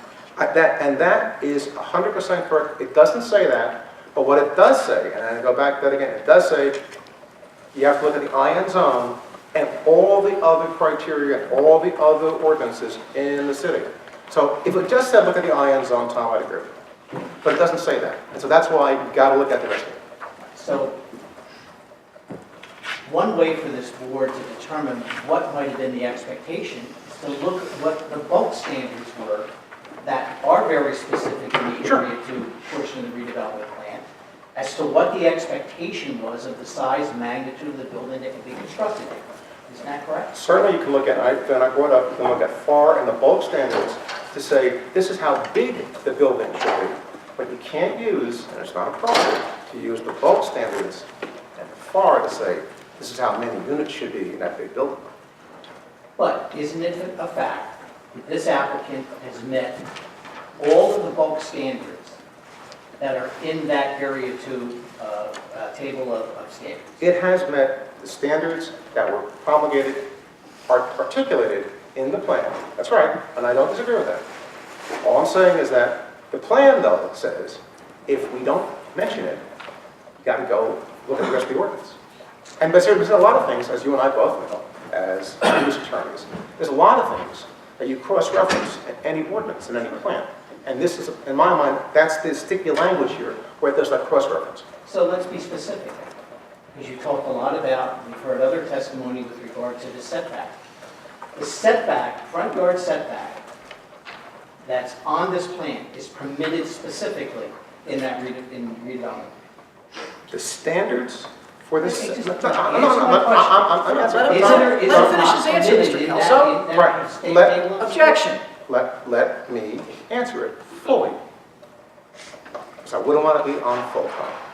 And trust me, I've been called full of it so many times. When you look at the bulk standards, You are 100% correct, but to quote the board's attorney, that's not the rest of the story. Because the bulk standards also qualify by the design guidelines. And the design guidelines say you've got to look at the adjacent setbacks on either side. So you're 100% correct. You don't need a variance from the bulk standards. But if you ask me, am I 100% compliant with the requirements, I would say no. But you start to look at the design guidelines. Side yard setbacks are permitted in the bulk. The top, looking at the bulk zoning table, yes, sir. So that was anticipated at the time that that redevelopment plan was approved. No, sir, because it didn't just say have bulk standards, it said have design guidelines and be consistent with what's adjacent to you. So you are 100% correct, it doesn't require a variance. You're not 100% correct in my mind when you say it's consistent with the plan. Okay, let's move on. I was enjoying that one. That's fine. Okay. The plan itself that my client has before this board has gone through a series of review processes. Yes, sir. has it not? Okay. Because any time that we're before the planning board with a redevelopment project, it's not the first board or the first time it's been reviewed by someone. Yes, sir. So, the planning board originally sends this redevelopment plan to the city council. The city council has to actually approve the plan with a public hearing, correct? That is correct, that is the process. Okay, and in this case, this redevelopment plan, vetted by this planning board, city council, public hearing was approved, and these standards were adopted. That's my understanding, this reading of the plan, yes, sir. Okay. And then at some point, my client just can't come here and say they want to do this because of the owner. They need to be designated as a redeveloper. That is correct. Okay.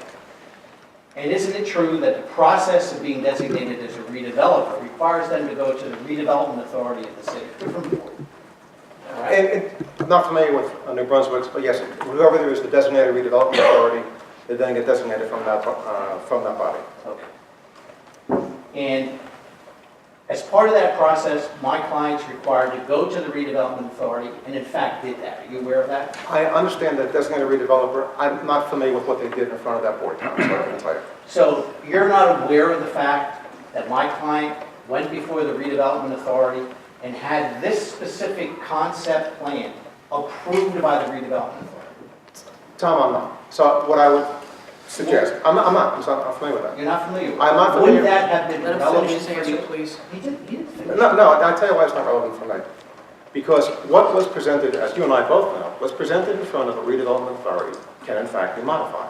In fact, your plan, this plan in this college area redevelopment plan allows for modifications, not some variances. So while that's nice, that's good, while one body, in the context of designating a redeveloper, as you and I both know, it's not just the plan, it's a clause package, it's financial ability, it's all those other things like a designation. And so that's important, but for me as a planner to testify as to the basis of variance relief and whether it complies with the redevelopment plan, I think that would be somewhat misleading to this board and would start to take away some of their, they have a first impression, what another board did in designating status shouldn't impact what they do in determining plan. But I went farther than that. I'm telling you, you're indicating you don't know. No, I'm So saying- isn't it relevant that that redevelopment authority also specifically by resolution approved this concept plan, which by that approval specifically approved the number of parking spaces and the number of units under actually the larger number of units? I would say for this board, no, because this is a separate application, de novo on the record, and they've got to make the proofs in order to meet the variance, and there's also design guidelines. So they can certainly take into account what another body did, but in this board's jurisdiction and in their obligations to review the plans in its entirety, I would say no, sir. You're not suggesting that the fact that that concept plan was approved by the redevelopment authority is not relevant to this? No, I'm saying that this board has got to look at it. First of all, I don't know, and you can certainly educate me, what was presented in front of that board. So you tell me it's 100% what this plan shows, even though the plan's been modified. It was a concept plan. It certainly didn't have the level of detail that this plan has, but now it's fully engineered. But the answer is, I would say, Tom, no, not take, again, this is a board, it's a de novo application. It's for them to simply rubber stamp what another agency did with the application of their authority. I didn't ask you. I asked you whether Okay. it was relevant for them and whether that's a factor that they should consider. Certainly, they can consider all factors, Tom. And for the record, that concept plan was specifically approved in a redevelopment agreement at 57 units, which is what it was at the time, and 43 parking spaces. Tom, my suggestion will be put that onto the record, make a stiffness to that, and certainly this board can consider it. Well, I will be introducing a copy of the redevelopment, the amended redevelopment agreement that specifically identifies that in the resolutions which approve that in the concept. Okay. I just represent that. Okay, again, since it's not part of the record, Tom, I'm not familiar with it, but I'm certainly happy to look at it. I think Tom, yeah. you're suggesting I'm not- that's not relevant at all? No, I'm saying that this board is a board, do you know about looking at the plan? The issue with regard to the master plan reexamination, Yes, sir. and I think that you have diminished, I think, to some degree, what I think is a very relevant finding, which is that a recommendation that if student housing is anticipated, a ratio of 1 on-site space per unit or 0.5 spaces per bedroom should be considered. Isn't that a relevant consideration? I think that is incredibly relevant because the point I made was that this is dedicated for student housing. So I think you are correct, and I think this board should keep that in mind. And I think if they want to apply that ratio, they should make it as a deed restriction and a condition of approval, it's dedication just for student housing. So it's your opinion that the only way that this board can consider that standard in viewing whether or not a variance should be granted is if it's legally dedicated? Well, the problem is this. You can't say that I want to apply a standard for student housing and then not build housing for students.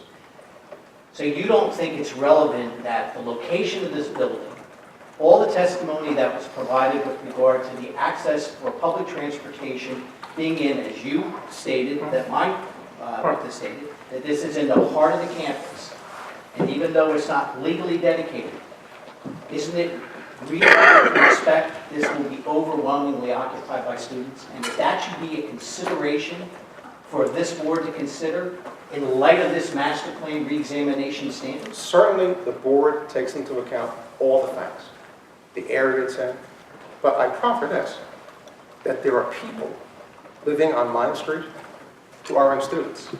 They will testify that they taught there, but they're not students. Your client has made it clear that the top 3 floors, hopefully he gets some A students in there and can rent from A students. But it's not just for student housing. And so what I'm getting to, Tom, is this. You can't say I want to specifically apply the standard for student housing and not dedicate it for student housing. You can take into account that I'm in a college town. You can take a lot of things into account. But you can't say I want to apply that standard for student housing. That's inappropriate. I did not say you had to apply the standard. I said it's relevant for them to consider what our own master plan indicated is the appropriate amount of parking for student-occupied housing. That is a relevant consideration. And I agree with you, for student-occupied housing it is. Now, with regard to the design guidelines that are in the plan, they are for guidance purposes, correct? They're design standards. And the design standards are for purposes to determine what is and is not appropriate. So that's guidance. I'll take your word. And they're generalized, as opposed to sometimes very specific standards with regard to specific setbacks and height limitations. They're giving you guidance and direction as to what needs to be considered to be in conformance with that. Well, yes and no, and I'll tell you why. Generally, it would be build appropriate housing, but it goes further than that. I think you can't take the design concept guidelines on pages 19, 20, 1, 2, and they talk about things about what's next door. They talk about clapboard. They talk about architectural style. They talk about setback, height, density, design. Those are not generalized. Those are pretty specific. And these guidelines, and I assume that when they put them together, 2012, they actually meant what they said. And they spent time looking at it. And so you're right in some ways they're generalized, in other ways they are specific. Specifically, when they talk about the visual context, and in one sense, they say you got to look at the adjacent uses. That's pretty specific. And you were here through the entire amount of testimony. Tom, I don't remember. I've been here for a long time. I know it's frightening. So you've heard the testimony of my architect Yes, sir. providing specific examples of how the design that was incorporated in this modified plan met those guidelines, the spirit of those guidelines and requirements. And you also were here, heard the testimony of my planner, which reinforced those particular items with regard to meeting generalized guidelines associated with design and the types of things that should be incorporated into the building. Yeah, I listened word attentively, but I asked the board, don't listen to me, and trust me, a lot of them, at times I don't, which is usually a wise choice. Don't listen to the expert. Ask yourself if that, on O23, is harmonious and consistent with the single-family houses that Ms. O'Neill showed. That's the design guidelines. All you need is your eyes. Don't need me or them to tell you. In developing the redevelopment plan, if it was the intent of this planning board, when it initially sent its report to the council, and the council to adopt the plan, to make them single-family homes, would it have stated that?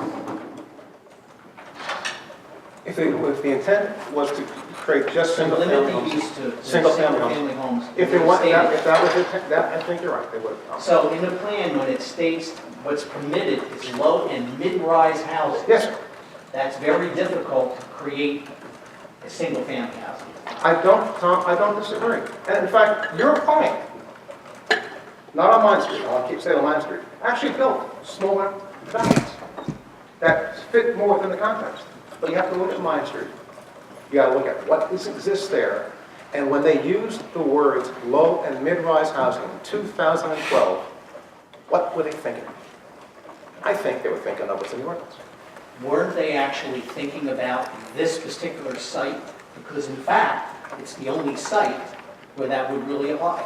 Objection, you're asking the witness to speculate as to the intent of the framers of the redevelopment plans. Well, I don't. That's what he's been doing for the last 45 years. Well, just to be clear, He's testified to numerous standards that are in the plan, that are not met by this application.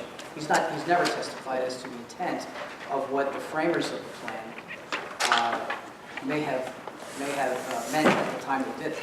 I'm totally confused. Let's say it a little bit different. Please, 'cause I'm They confused. permitted low and mid-rise housing. They permit clearly in the plan, low and mid-rise housing. But I'm confused about your question, so you can help me out. You said to me in your question that this is the only place in the R2, and there's a 2A zone, 2A, that they permit this type of housing. In Area 2. Area 2. But Area 2 is not just property across from Mine Street. Area 2 encompasses more than that. That's You don't mean to imply that you can't have low and mid-rise housing throughout Area 2. No. Okay, on this property. On On this property. And I think, you're right, and that was when Mr. O'Neill, when he came in front of this board, and you objected to 01 and 02, or 02 and 03, and said, look, in 2012, that's what they had in mind. This is the plan DEFCO had. It was 20 units. That's what I think they had in mind, because that's what they had in mind. You forget these things, you know, you reach an age, Tom. That's not good. Let's talk a little bit more about the parking. Yes, sir. I asked your other professional witness with regard to having had the opportunity to look at the other locations where similar types of variances have been made. Objection. On what basis? It's, what took place at another set of hearing, whatever evidence was adduced at those hearings, is not relevant to go to the proofs in this case. I'm not making yet proofs of the case. I'm only setting a foundation for asking him the same question. I object that I want to go.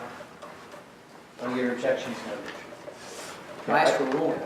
I think he's setting a foundation here. I think it's entirely proper. Why don't we allow that? In considering whether or not a variance can be granted under the standards that are required under CETA, which you testified to, is it not relevant for a board to consider similar types of projects that were built in similar locations in a similar time period to determine whether or not they actually function in the way that the testimony that's being provided for this application is being proposed to function? Provided that similar is defined as location, project, use, in terms of number of units, in terms of who is the actual user, then the board can take into account once the basis is established for similarity. When I was here and I was listening to the colloquy back and forth, I know you asked Mr. Warner, didn't he go look at the other places? And the first thing I thought of, well, that's not relevant because you haven't established the basis. It was true that it's built by your client, but you haven't told us who the users are. You haven't told us how that street is similar or not similar to my street. How the number of units and, of course, the parking variance, although parking variances have been going higher and higher, the answer is it might be, but only after the basis of what similarity is. And so if you're asking me, did I go through the proofs of making sure it was a similar application with a similar user on a similar street? No. I've not burden of proof. But I didn't hear that in your testimony. So at least in one location, which is you could throw a rock to the building across around the corner on Union Street with the same similar type number of units and parking spaces. You're suggesting it's not really relevant to even look at it? No, that's not true, Tom. I said once you establish through testimony what similarity is, then yes, it is. What I'm saying is I didn't hear the testimony, size of the street, parking spaces available on the street, who the users in the building, are there students, are not students, is it restricted to students? May I ask? There was a lot of that testimony at the time that it was provided through my planner, but I guess maybe perhaps I didn't particularly think that was relevant. Tom, I set did. a foundation for that through the testimony that was provided. Tom, the record will reflect what was and wasn't said. Now, maybe I've missed things, because I too forget as I get older a lot. But I didn't hear what the basis of similarity was. And if you establish the basis of similarity, unit, mix, current use, vacancy, not vacant, how big the street is, what the parking and on the street is. If you established all of that, I must have missed it. Well, I think what you're suggesting is you didn't think there was enough information being testified to as to whether or not that should have even been examined. Correct? Well, the point is this. I can't, it'd be very hard for me to knock on the door of what your client built down the street and said, who's living here? But if you wanted to establish that and say, board, consider this, this is important, it's relevant, then I think it behooves you as the applicant to go through what is similar and how you establish similarity. And Tom, I missed it. But aren't you really describing what is a convenient reason for not having looked at those things? No. Isn't it really relevant? Perhaps the board would take that into consideration based on what's on the record? All I know is this. I didn't hear that. It's not an excuse I'm trying to make why I didn't do it. I didn't hear it. And my job as the planner was to say, did you meet the criteria or not? And based upon the study that I looked at, the testimony that was being presented, I don't think you did.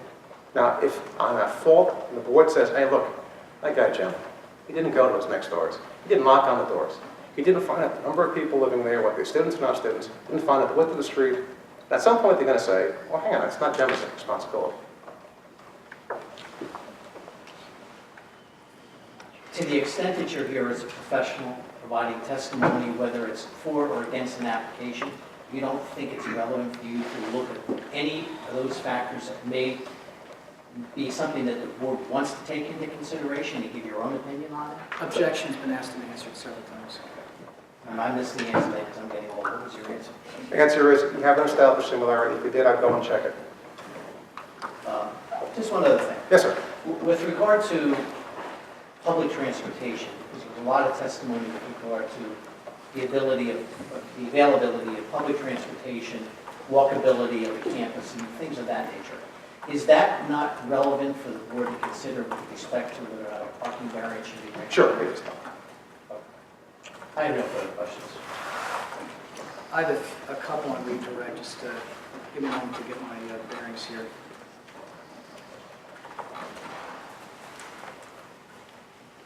Sir, on the, with respect to the bulk setback requirements that you testified to in cross-examination, and I believe that the standard that was stated was the 0.5 parking spaces. Go ahead. Yeah, I'm sorry. Okay. Go ahead. Isn't it a fact that that provision was not enacted into the, any type of ordinance in this town? I think it was in the plan here. It was in the master plan, correct? It was in a reexamination report too. And your testimony was that this application was inconsistent with that provision in the reexamination report. Well, my testimony is it's inconsistent, but this is not student housing dedicated to students. And the fact that this may or may not have been approved by the redevelopment authority, and P.S., we don't know what was said during those hearings or what was pro-offered, that doesn't mean, does it, that this board should approve this application just because the redevelopment authority may have passed favorably on it? No, in fact, it's very clear in the plan that you've got to go in front of this board to make the findings and the standards approved. And this board is not a rubber stamp of another board. It's a de novo application with all, and making all of your findings with all the facts. I hate to think that the last 2 years of doing this basically is for naught, because you have the obligation to approve it somehow.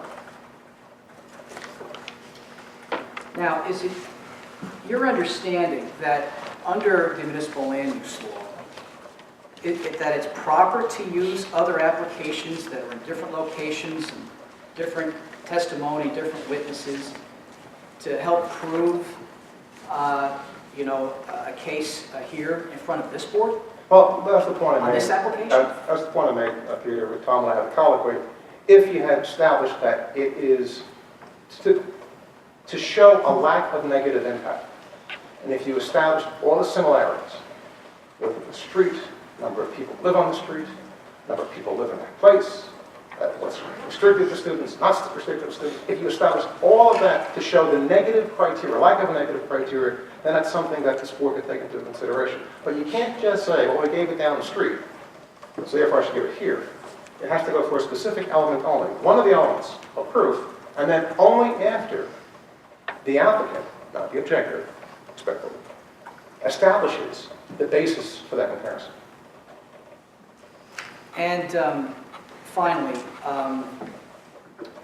is it our clients, meaning our 4 clients, or for that matter, if there's any objectors in this room to this application, is it the burden of an objector to prove that we should look at other applications that, again, are in different locations with perhaps different witnesses, different evidence? Is that your understanding of how it works under the municipal land use law and all your experience of testifying in front of 200-plus boards? No, it's the burden that remains with the applicant. Thank you. I have nothing further at the moment. We're going to take a short break and reconvene in about 5 minutes. Thank you.